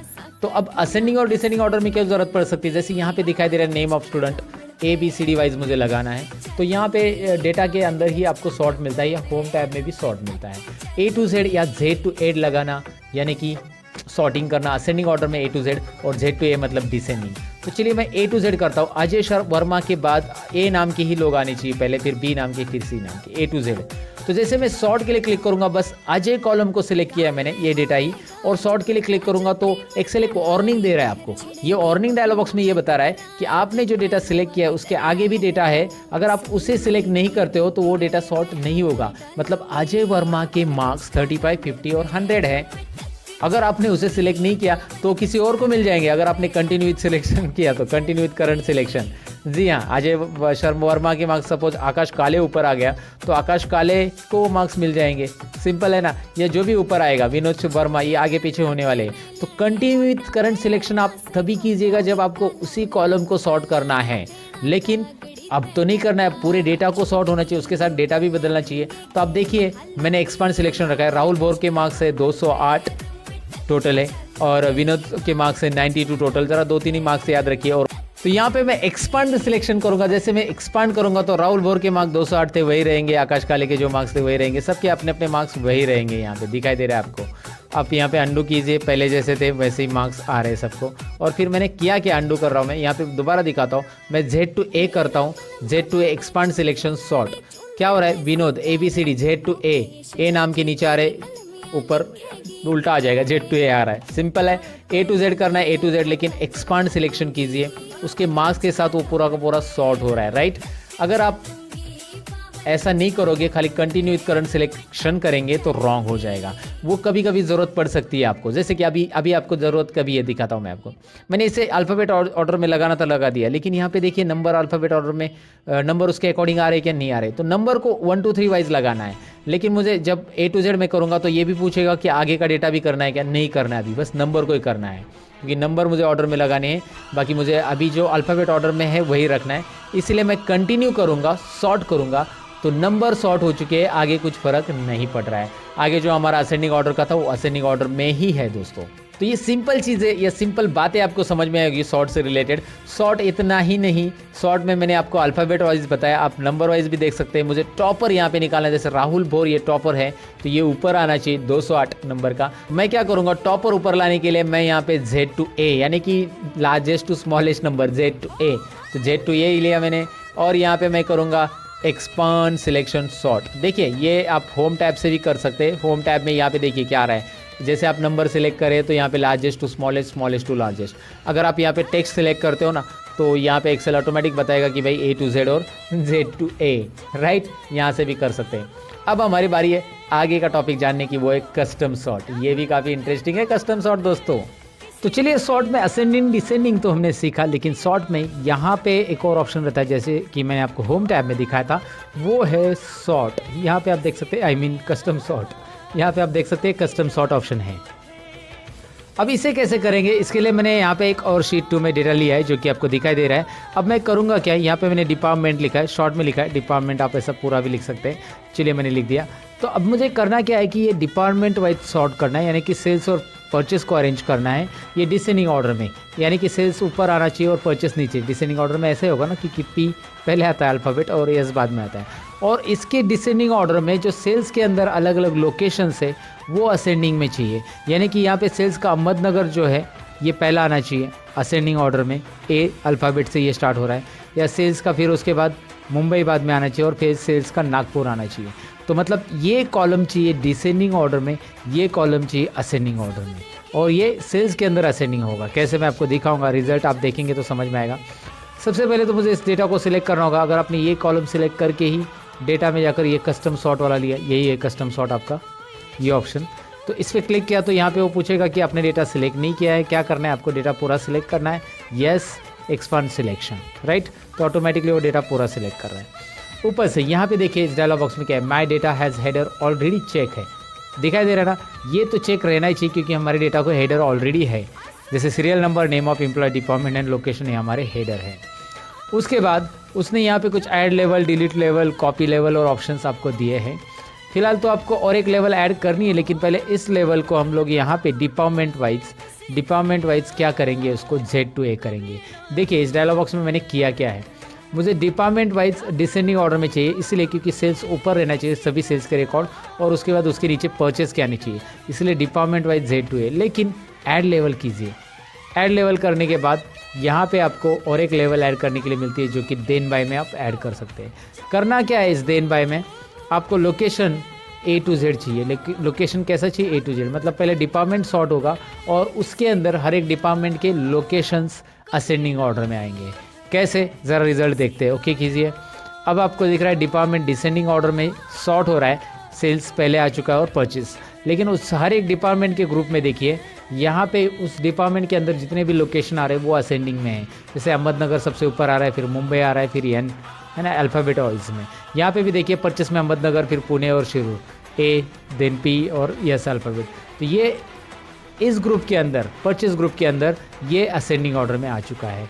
तो देन बाय क्या काम कर रहा है ये आपको यहाँ पे समझ में आएगा। करना क्या है देन बाय के लिए, बस सबको सिलेक्ट करो, सॉर्ट करो और यहाँ पे आपको मिल रहा है। नहीं चाहिए तो यहाँ से लेवल आप डिलीट कर सकते हैं, या फिर इसी का और कॉपी लेवल वगैरह, इसी का कॉपी आ जाएगा दूसरा लेवल, और फिर यहाँ पे कुछ और चेंज करना है तो आप कर सकते हैं।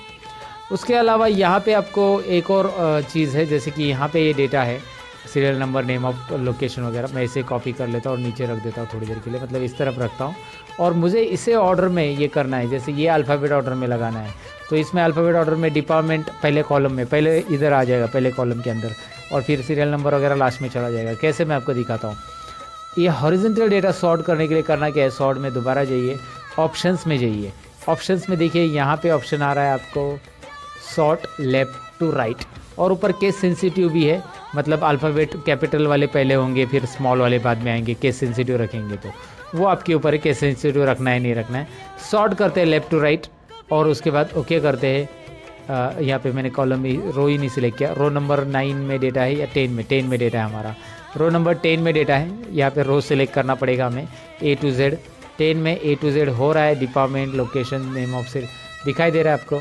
तो आपको हॉरिजॉन्टल डेटा सॉर्ट करना है तो आपको कस्टम सॉर्ट के अंदर यहाँ पे ऑप्शन दिया गया है, राइट। और कैपिटल स्मॉल, पहले कैपिटल वाले चाहिए सब, तो कैपिटल स्मॉल का भी यहाँ पे केस सिलेक्ट कर सकते हैं। केस सेंसिटिव भी सॉर्ट यहाँ पे होता है दोस्तों।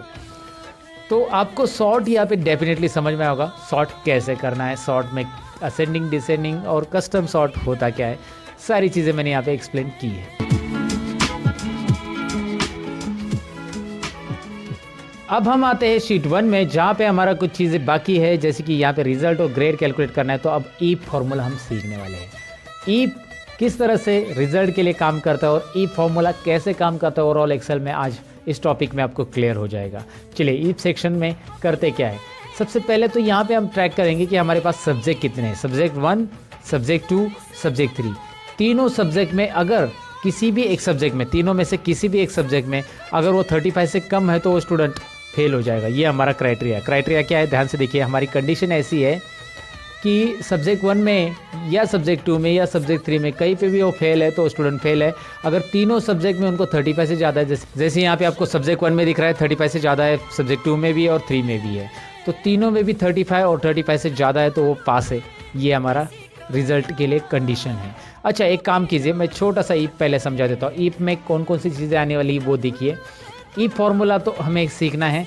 ईप के अंदर हम एंड कैसे यूज़ करना है, ईप का एंड के साथ कैसे यूज़ होगा, और ईप का और के साथ कैसे यूज़ होगा, और ईप यानी नेक्स्ट ईप कैसे यूज़ होगा, ये भी हम सीखने वाले। ईप के अंदर ईप, मल्टीपल ईप हम बोल सकते हैं उसको। तो ये चारों भी फॉर्मूलेज हम सीखने वाले। सबसे पहले ईप कैसे काम करता है वो देखते हैं। यहाँ पे स्कॉलरशिप की एग्जाम आप दे रहे हो और जहाँ पे आपको मार्क्स चाहिए पासिंग के लिए 35 100 में से, राइट। तो एक ही सब्जेक्ट है स्कॉलरशिप का, तो यहाँ पे सब्जेक्ट का मैं नाम ले लेता हूँ स्कॉलरशिप, कुछ भी है नाम यहाँ पे ले लो आप, और उसमें आप एग्ज़ाम दे रहे हो 100 मार्क्स का, 35 पासिंग है और आपको मिले 46। कितने मार्क्स मिले आपको? 46। तो ये आपको मार्क्स मिले हुए स्कॉलरशिप के लिए, राइट। अब आपको करना क्या है, मेरा फॉर्मूला क्या रहेगा, मैं यहाँ पे ज़रा कॉलम की साइज़ बढ़ा देता हूँ। मेरा फॉर्मूला इसके लिए रहेगा 46 के लिए। तो ये पास है कि नहीं है ये स्टूडेंट जो भी 46 मिला है, यहाँ पे लिख के आना चाहिए आगे के सेल में। तो मैं डायरेक्टली पास टाइप कर सकता हूँ, लेकिन ईप फॉर्मूला में कैसे होगा, देखिए ईप लेने के बाद ईप एक आपको यहाँ पे डिस्क्रिप्शन में दिखाई दे रहा है, यहाँ पे मैं आपको पढ़ के भी दिखाता हूँ। Checks whether a condition is met and returns one value if true and another value if false. तो इफ यहाँ पे मैंने सिलेक्ट किया है, अगर आपकी कंडीशन मिलती है तो पहला आंसर जो होगा कंडीशन के अकॉर्डिंग ट्रू रहेगा, और नहीं तो दूसरा आंसर फॉल्स। अगर कंडीशन नहीं मिल रही तो वो आंसर हम दूसरा देंगे। तो ईप आपको 2 आंसर अलाउ करता है। चलिए ईप और टैब बटन प्रेस कीजिए। यहाँ पे देखिए पहले पूछ रहा है वो कंडीशन यानी लॉजिक टेस्ट, आप टेस्ट दीजिए। फिर उसके बाद वो टेस्ट में मतलब जो भी लॉजिक टेस्ट आपने दिए वो ट्रू है तो पहला आंसर दिखाइए, नहीं तो दूसरा आंसर। तो करना क्या है, देखिए मेरा टेस्ट क्या है, यहाँ पे मैं सिलेक्ट कर रहा हूँ किसको, I2 को, I12 को, सॉरी I12 में है 46। If I12 cell is greater than equal to 35, मतलब 35 और उससे ज़्यादा है तो I12 सेल में 35 और उससे ज़्यादा है तो ये हमारी कंडीशन है। कंडीशन देते समय आप ये ऑपरेटर्स यूज़ कर सकते हैं, greater than equal to, less than equal to वगैरह। अगर ज़्यादा है तो क्या होगा, कोमा, पहला आंसर ये रहेगा पास। देखो डबल इन्वर्टेड कोमा में आपको लिखना है, ईप के अंदर जो भी टेक्स्ट आप लिखते हो वो डबल इन्वर्टेड कोमा में आ जाएगा। कोमा देके अगर आप कोमा देते हो ना तो नीचे देखो क्या हो रहा है, वैल्यू फॉल्स बोल्ड हो रहा है। ध्यान से देखिए मैं क्या कर रहा हूँ, पहला मैंने लॉजिक टेस्ट दिया, कोमा किया, कोमा करने के बाद आप जैसे कोमा करोगे नीचे बोल्ड में दिख रहा है आपको वैल्यू ट्रू। अभी वैल्यू ट्रू वाला डालो आप, आपकी कंडीशन आपने डाल दी। अगर ये कंडीशन सेटिस्फाई है, 35 से ज़्यादा मार्क्स है तो क्या लिख के आना चाहिए, वैल्यू ट्रू का मतलब होता है कोमा। अगर 35 से कम है तो क्या लिखना चाहिए आपको, वैल्यू फॉल्स। अगर 35 से कम नहीं है, वो एक्सप्रेशन गलत है आपने जो दिया हुआ, 35 से कम है सॉरी, तो आपको मिलेगा वहाँ पे फेल स्टूडेंट, आपको यहाँ पे लिख के आना चाहिए फेल। तो आपको डबल इन्वर्टेड कोमा में ये लिखना है, डबल इन्वर्टेड कोमा नहीं बोलना है दोस्तों, डबल इन्वर्टेड कोमा, राइट। तो यहाँ पे मैंने दे दिया और यहाँ पे एंटर बटन प्रेस करना है। यहाँ पे भूलना नहीं है कि मैंने टाइप कैसे किया, ज़रा ध्यान से देखेंगे अभी क्या हो रहा है, ये पास हो रहा है। और यहाँ पे 34 करके देखिए फेल। ऑफकोर्स 35 के लिए पास होगा क्योंकि ग्रेटर देन इक्वल टू रखा है मैंने 35 को इंक्लूड करके। 35 है फिर भी पास है, 35 से ज़्यादा है फिर भी पास है, 35 से कम जाते हैं 31, 32 कुछ भी डालो फेल आ जाएगा। तो इफ कंडीशन यहाँ पे आपको काम कैसे कर रहा है समझ में आया होगा, एक सेल के अंदर, एक ही सेल के लिए मैंने दिया। तो इफ इस तरह से देते हैं दोस्तों, इफ कंडीशन आपको 2 आंसर अलाउ करता है। अगर आपकी कंडीशन सही है यहाँ पे दी हुई तो पहला आंसर रिटर्न करेगा, नहीं तो अगर कंडीशन नहीं मिल रही है, 35 से कम है यहाँ पे और 35 से ज़्यादा अगर है तो पास, ज़्यादा नहीं है तो फेल, राइट। कंडीशन नहीं मिल रही है तो फेल, वैल्यू फॉल्स। तो इस तरह से मैंने आपको बताया कि यहाँ पे कैसे हम ई फॉर्मूला अप्लाई कर सकते हैं। डेफिनेटली आपको समझा होगा ये। अब ई फॉर्मूला यहाँ पे तो एक सब्जेक्ट नहीं, मेरे पास 3 सब्जेक्ट है, तो ऐसे अगर एक से ज़्यादा सब्जेक्ट है तो आपको एंड या फिर और यूज़ करना है। मैंने यहाँ पे और नहीं लिखा है, ऑफ लिखा, आपने देखा भी नहीं। ओके, मुझे बताना ना, कम से कम यहाँ पे और लिखना था मुझे। तो यहाँ पे आपको मैं बता रहा हूँ और, राइट। तो यहाँ पे एक से ज़्यादा अगर सब्जेक्ट है तो इफ एंड और इफ और इन दोनों में से एक यूज़ कर सकते हैं। पहले मैं आपको इफ एंड की मदद से कैसे निकालना है ये रिजल्ट मैं दिखाता हूँ। Is equal to if open bracket. अब एंड क्यों यूज़ करना है, क्योंकि इफ आपको अलाउ करता है एक ही लॉजिक टेस्ट देने के लिए और एक ही यहाँ पे क्राइटेरिया दे सकते हैं। लेकिन अगर आप एंड यूज़ करते हो फॉर्मूला में तो आप लॉजिक 1, लॉजिक 2, लॉजिक 3, 4 ऐसे बहुत सारी लॉजिक दे सकते हैं। तो सबसे पहले यहाँ पे करेंगे क्या, सब्जेक्ट 1 की सेल यानी कि यहाँ पे आएगी C3 दिखाई दे रहा है आपको, ये C3 सेल हमारी रहेगी और C3 यहाँ पे आ चुका है सब्जेक्ट 1 की, क्योंकि उसे रिस्पेक्टिव में जो लेफ्ट साइड में सेल है वही हमने लिए है।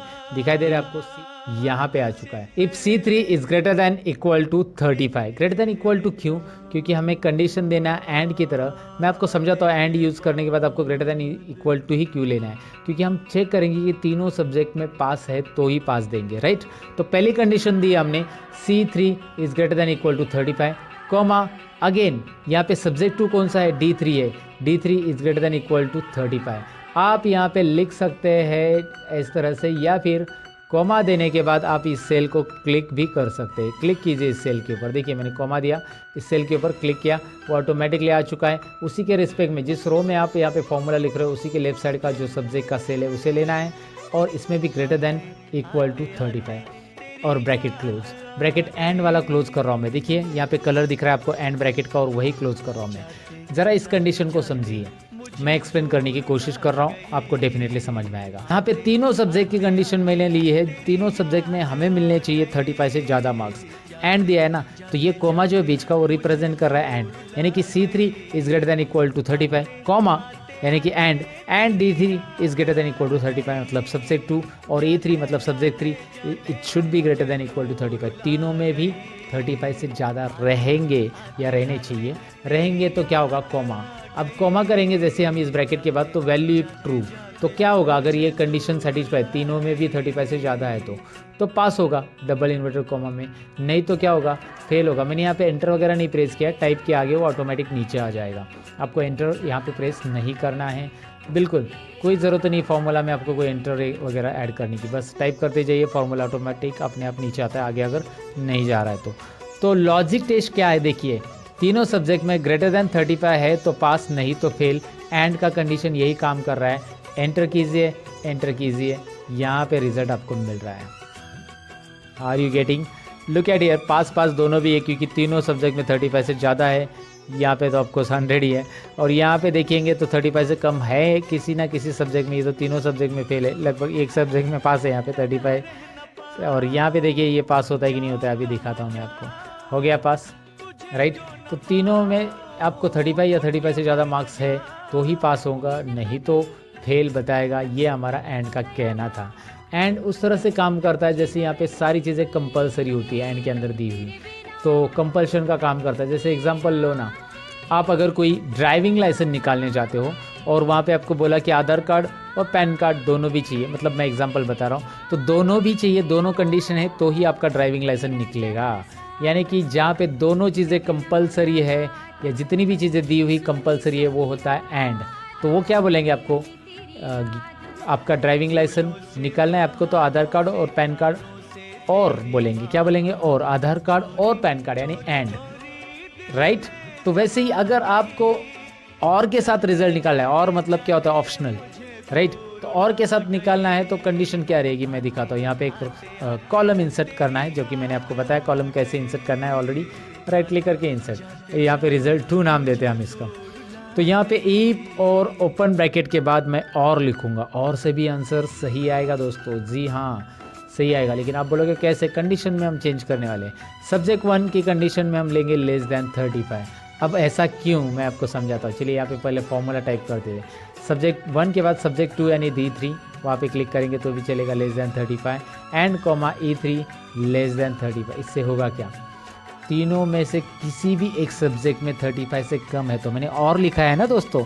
और का मतलब यहाँ पे होता है कोई भी एक सब्जेक्ट में 35 से कम है तो सब्जेक्ट 1 में चेक करेगा 35 से कम है तो डायरेक्टली वो रिजल्ट शो करेगा, या सब्जेक्ट 2 में चेक करेगा 35 से कम मिला तो डायरेक्ट रिजल्ट शो करेगा, और सब्जेक्ट 3 में भी चेक करेगा। तीनों में से किसी, तीनों में भी 35 से कम नहीं रहने चाहिए, ऐसा नहीं कि तीनों में से किसी भी एक में, क्योंकि और लिखा है हमने एंड नहीं लिखा है, तो तीनों में से किसी भी एक में अगर 35 से कम है तो कॉमा डबल इन्वर्टेड कॉमा में फेल, और फिर कॉमा डबल इन्वर्टेड कॉमा में पास। यहाँ पे एक भी कॉमा नहीं मिस करना है, नहीं तो फॉर्मूला कॉमा में चला जाएगा।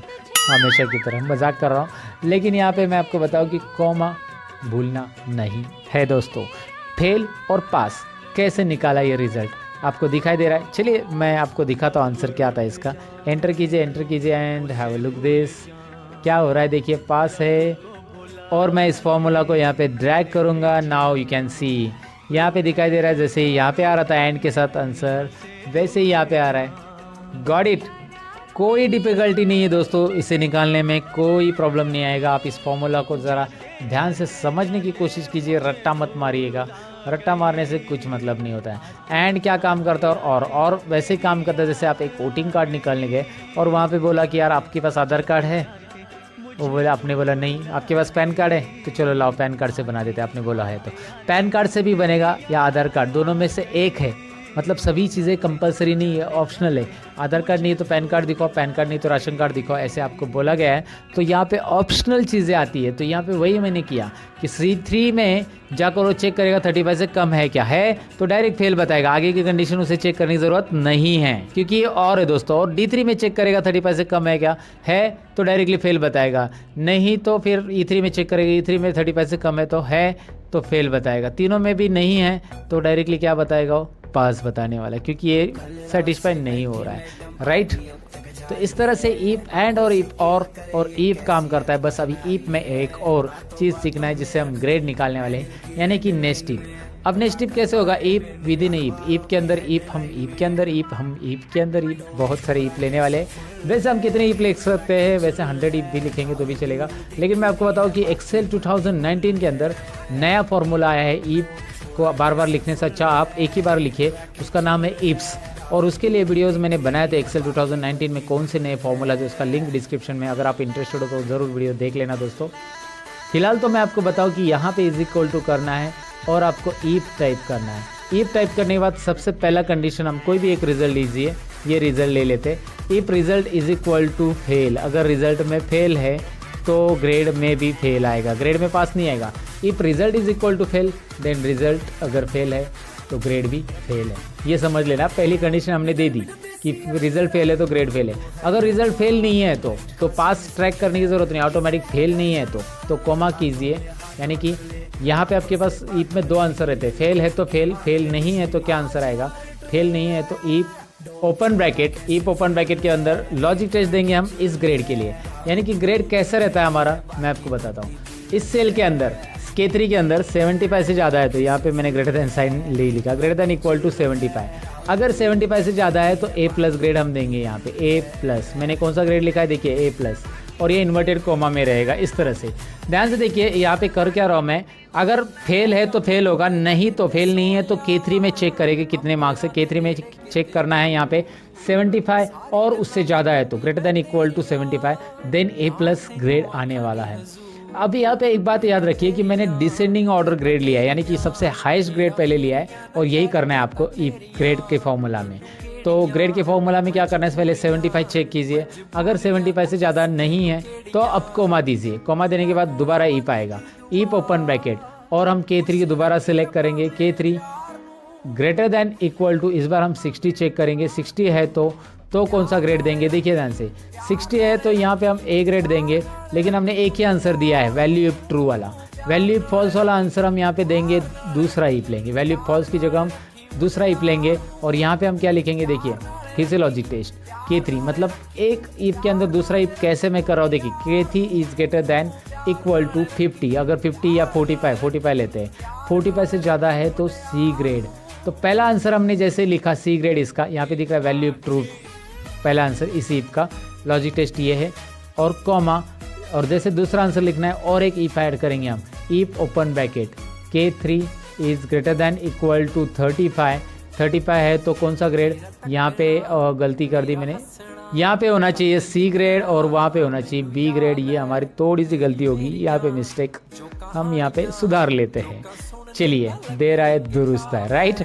तो यहाँ पे A+, A, B और C ग्रेड मैंने लिखा। आप लगा यार इतना बड़ा फॉर्मूला, आप ऐसा सोचो मत बिल्कुल। ये फॉर्मूला क्या है मैं आपको बताता हूँ। ये फॉर्मूला रिपीट है, ये फॉर्मूला दिख रहा है यहाँ से यहाँ तक, यही कॉपी करके यहाँ पे फिर से रखा गया है, बस दिखाई दे रहा है। बस आपको चेंज करना है ग्रेड यहाँ पे, और ग्रेड और मार्क्स चेंज करने, कंडीशन चेंज करना है।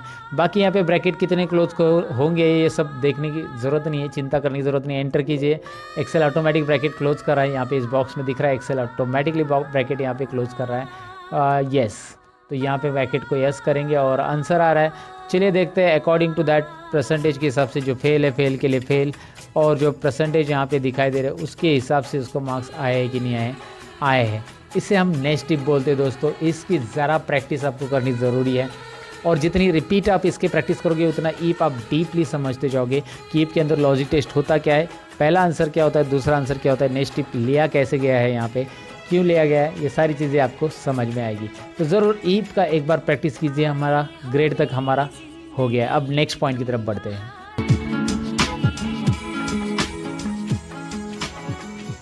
तो नेक्स्ट पॉइंट ये है कि हमने इस पर रिजल्ट तो कर लिया, अब हमारा नेक्स्ट पॉइंट है चार्ट्स। जी हाँ, चार्ट्स को डिटेल में समझ लेते हैं। हमने ये तो कर लिया कि भाई इसमें रिजल्ट कैसे निकालना है। अब ये यहाँ पे मैंने इसे सिलेक्ट कर लिया मार्क्स को नेम के साथ, और चार्ट्स इसके ऊपर बनाना है। मुझे देखना है कौन से स्टूडेंट को कौन से सब्जेक्ट में मार्क्स कितने हैं। तो मैं इसे सिलेक्ट करूँगा और इंसर्ट में जाकर यहाँ पे आपको चार्ट मिल जाती है। बहुत सारे चार्ट के अलग अलग ऑप्शंस आपको यहाँ पे मिलेंगे। बहुत सारे चार्ट्स के अलग अलग ऑप्शन आपको यहाँ पे मिलेंगे, कॉलम चार्ट वगैरह वगैरह सब है। और सपोज आप यहाँ पे कोई भी चार्ट सेलेक्ट करके इंसर्ट करते हो तो यहाँ पे देखिए कैसे आने वाला है। डायरेक्ट प्रीव्यू आपको दिखाई देता है यहाँ पे। अच्छा, ये डायनेमिक है, माउस घुमाओ आपको प्रीव्यू नज़र आएगा, और जो अच्छा लग रहा है वो यहाँ पे आप इंसर्ट कर सकते हैं। फिलहाल एक नॉर्मल एक कॉलम चार्ट में इंसर्ट कराओ, इसकी डिटेल में हम समझने वाले हैं कि कैसे करना है इसे। लेकिन मैंने क्या किया, नेम ऑफ स्टूडेंट से आगे सिलेक्ट किया, सब्जेक्ट की हेडिंग नहीं सिलेक्ट की। इसीलिए क्या हुआ, यहाँ पे सब्जेक्ट की सीरीज़ 1 2 3 आ रहा है। मैं इसे डिलीट कर देता हूँ और डेटा में पूरा यहाँ से यहाँ तक डेटा सिलेक्ट कर रहा हूँ। फिर उसके बाद इंसर्ट में जाकर तो चार्ट आप ले सकते हैं, या फिर उसके लिए एक शॉर्टकट की भी आप प्रेस कर सकते हैं जो कि है F11। मैं इस डेटा को सिलेक्ट करके अगर F11 प्रेस करता हूँ ना दोस्तों, तो आपको यहाँ पे एक नई शीट आ रही है, बॉटम में दिख रही है। शीट 1 में हमारा डेटा था, चार्ट 1 करके एक यहाँ पे शीट आ चुकी है। शीट 1 में डेटा है, चार्ट 1 करके एक नई शीट आ चुकी है जिसमें हमारा चार्ट आ चुका है।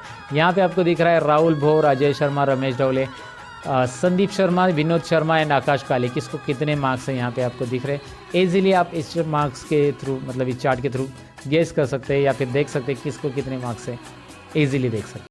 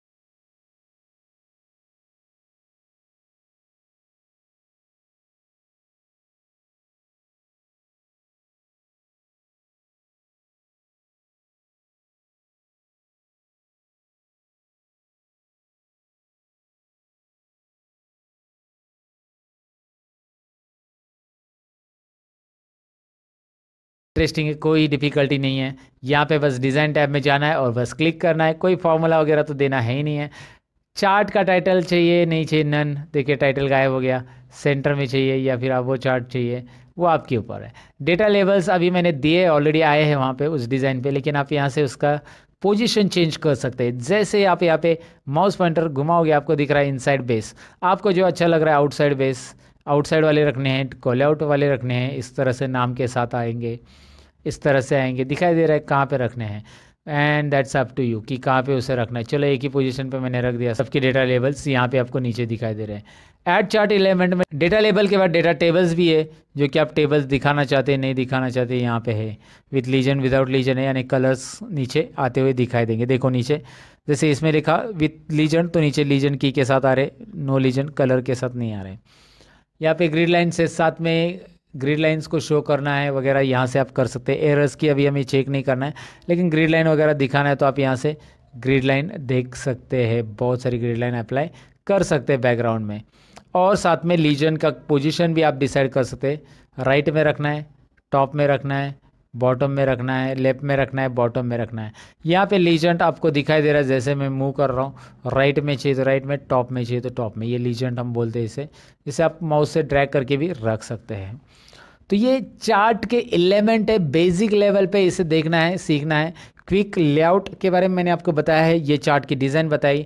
यहाँ पे है स्विच रो को स्विच करना है। वाह इंटरेस्टिंग है ना।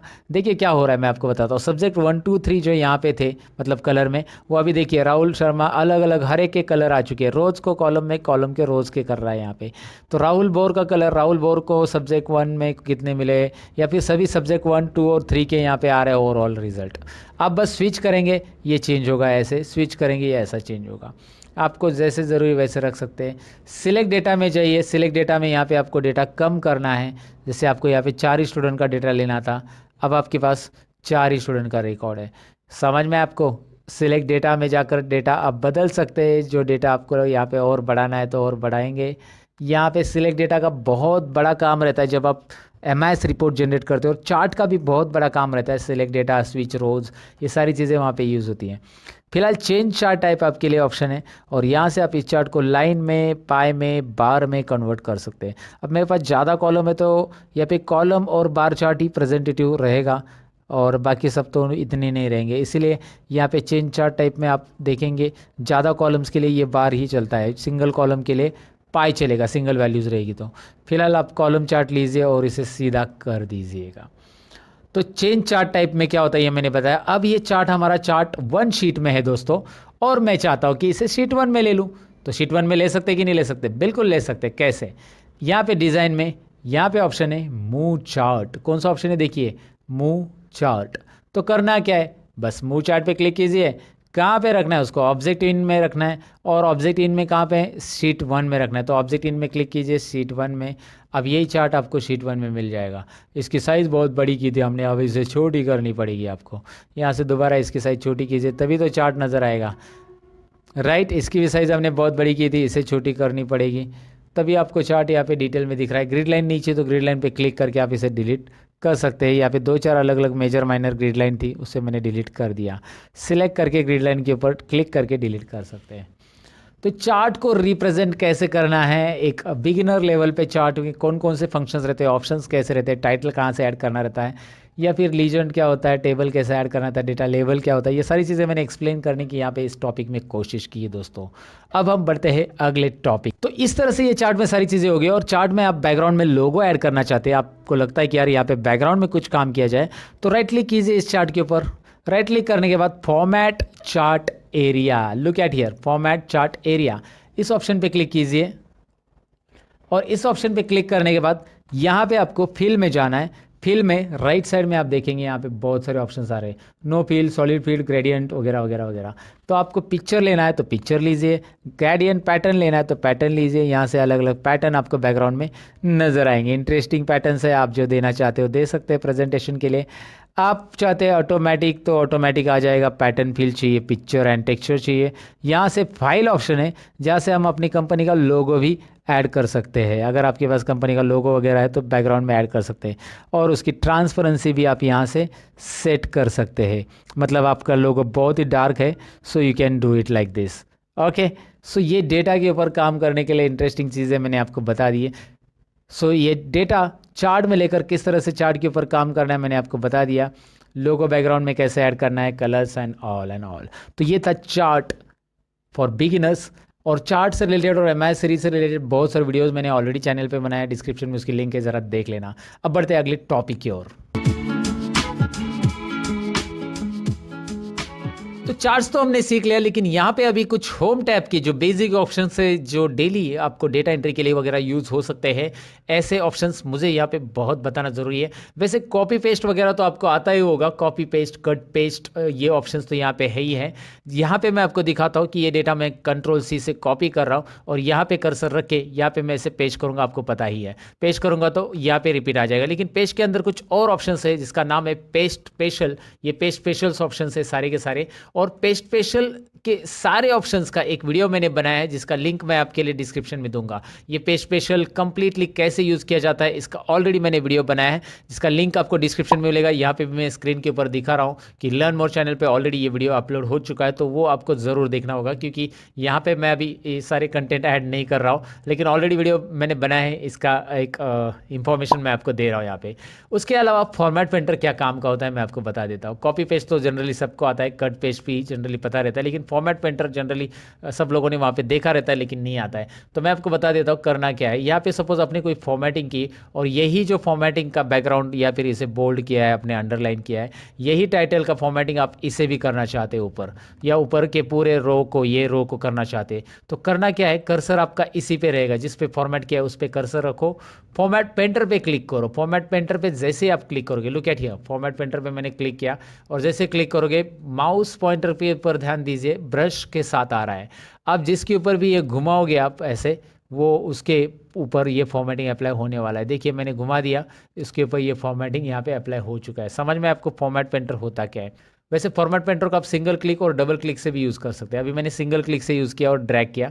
अब दूसरा है कि मैंने इस पे ऊपर डबल क्लिक किया। अगर मैं डबल क्लिक करूंगा ना, तो मैं एक साथ यहाँ पे मैंने राहुल बोर को, सपोज अजय वर्मा को फॉर्मेट करना चाहता हूँ। अभी देखिए फॉर्मेट पेंटर कंटिन्यू चालू रहता है अगर आपने फॉर्मेट पेंटर पे डबल क्लिक किया तो। ये बात बहुत सारे लोगों को पता नहीं रहता है कि फॉर्मेट पेंटर पे हम डबल क्लिक करके फॉर्मेट पेंटर को ऐसे रिपीट रिपीट भी यूज़ कर सकते हैं।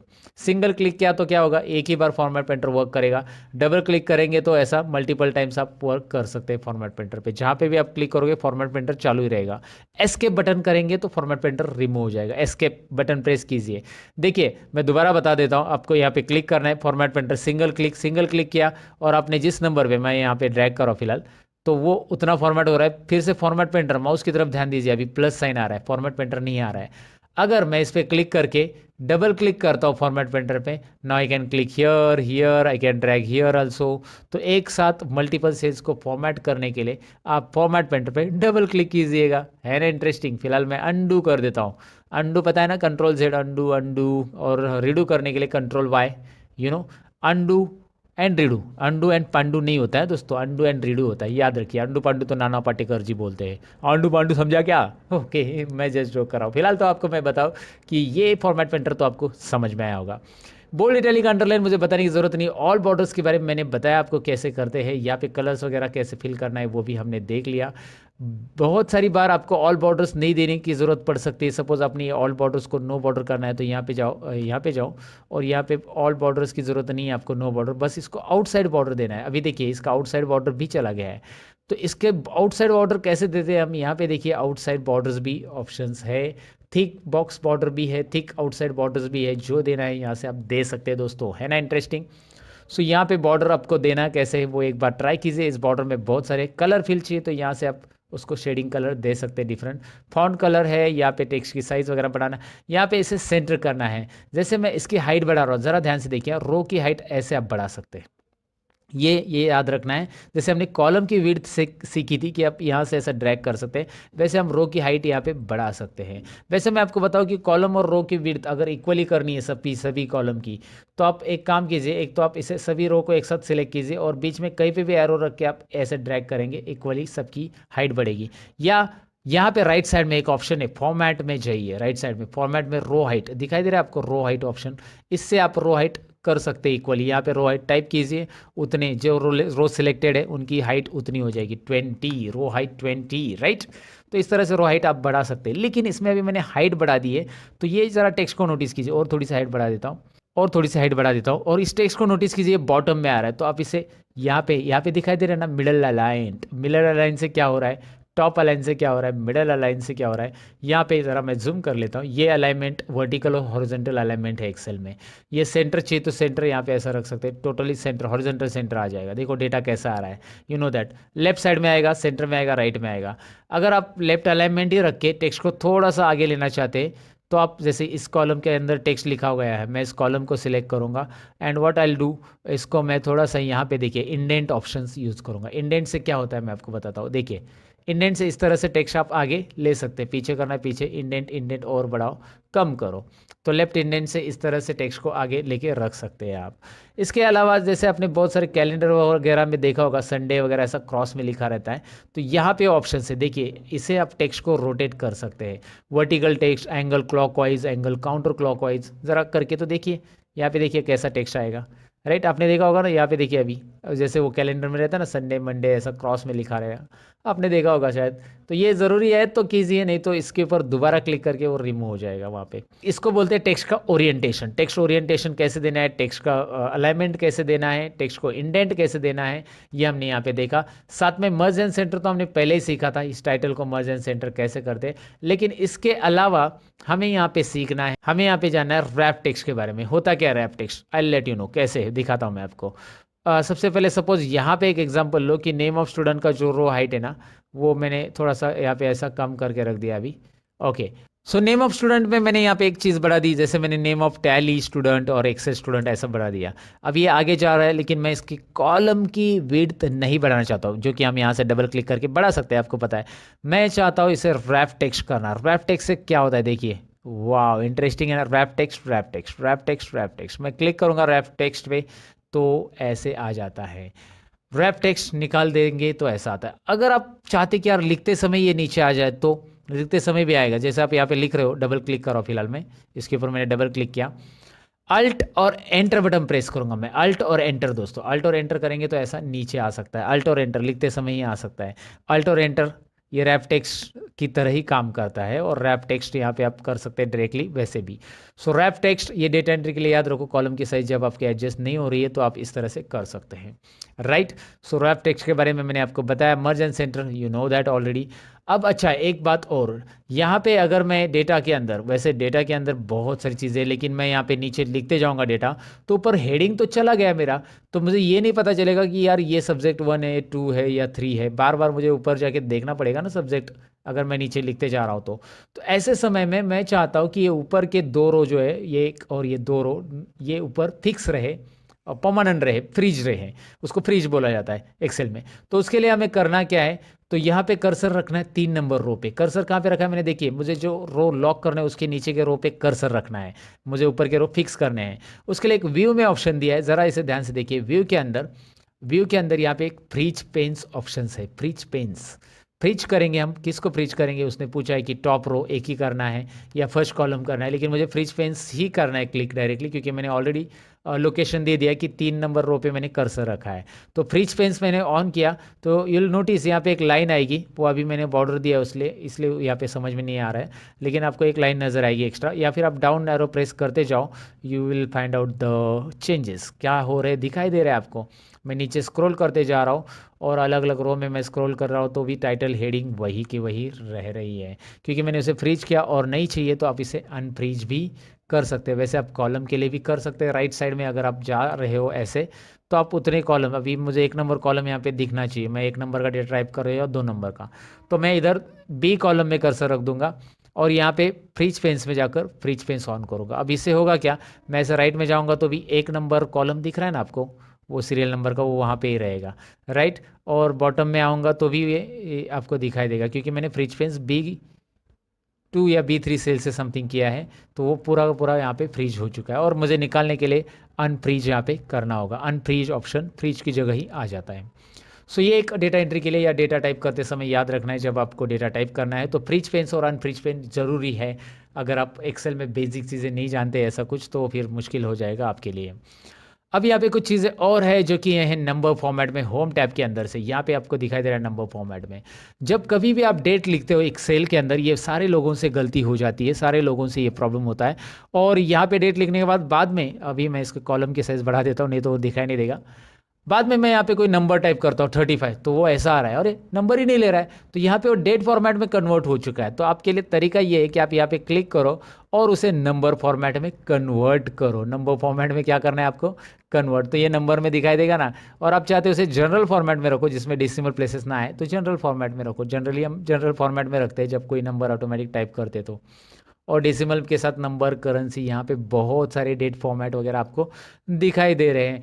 अच्छा, अगर आपने डेट लिखी और वहाँ पे नंबर आ रहा है तो वहाँ पे आपको करना क्या है, यहाँ पे जैसे मैं आपको दिखाता हूँ। यहाँ पे मैंने लिखा 20/2 और 2019 ऐसा कुछ भी लिख दिया, राइट।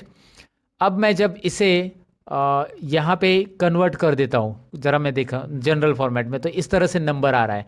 अगर कभी ऐसा नंबर फॉर्मेट में कुछ आ गया तो आप उसे नंबर फॉर्मेट की जगह इसे डेट फॉर्मेट में कन्वर्ट कर सकते हैं ईजिली। तो उसके लिए करना क्या है, आपको बस यहाँ पे करना है शॉर्ट डेट या लॉन्ग डेट। शॉर्ट डेट या लॉन्ग डेट यहाँ पे आसानी से आप कर सकते हैं नंबर फॉर्मेट को डेट फॉर्मेट में कन्वर्ट करने के लिए। वैसे मैं आपको शॉर्टकट की बताऊँ तो कंट्रोल शिफ्ट यहाँ पे हैश, ये आप डेट फॉर्मेट में कन्वर्ट कर सकते हैं। कंट्रोल शिफ्ट 1 नंबर फॉर्मेट में हो जाता है, कंट्रोल शिफ्ट 2 टाइम फॉर्मेट में हो जाएगा, कंट्रोल शिफ्ट टिल्ड यहाँ पे जनरल फॉर्मेट में होगा। कंट्रोल शिफ्ट टिल्ड 1 2 3 ये याद रखिए, 1 2 3 कंट्रोल शिफ्ट के साथ ये अलग अलग फॉर्मेट में आपको कन्वर्ट करने के लिए देता है, राइट। कंडीशनल फॉर्मेटिंग वैसे हमने सीख लिया है कैसे करना है, मैंने बताया है। और फॉर्मेट एज कैसे ही ये टेबल होता है ये भी मैंने आपको दिखाया। यहाँ से आपको अलग अलग स्टाइल्स मिल जाती है जो कि आप अप्लाई कर सकते हैं, ये भी मैंने बताया था। इंसर्ट में यहाँ पे इंसर्ट शीट रोज भी आता है, जैसे आप यहाँ पे रो इंसर्ट करना चाहते हो तो मैंने वैसे भी आपको बताया है। रो कंट्रोल प्लस से इंसर्ट होता है, कंट्रोल माइनस से डिलीट होता है। यहाँ से भी इंसर्ट और डिलीट ऑप्शन है आपके लिए। और फॉर्मेट में आपके रो और कॉलम की साइज एडजस्ट करने के लिए है ही। कैसे करना है मैंने सारी चीज़ें यहाँ पे बता दी आपको।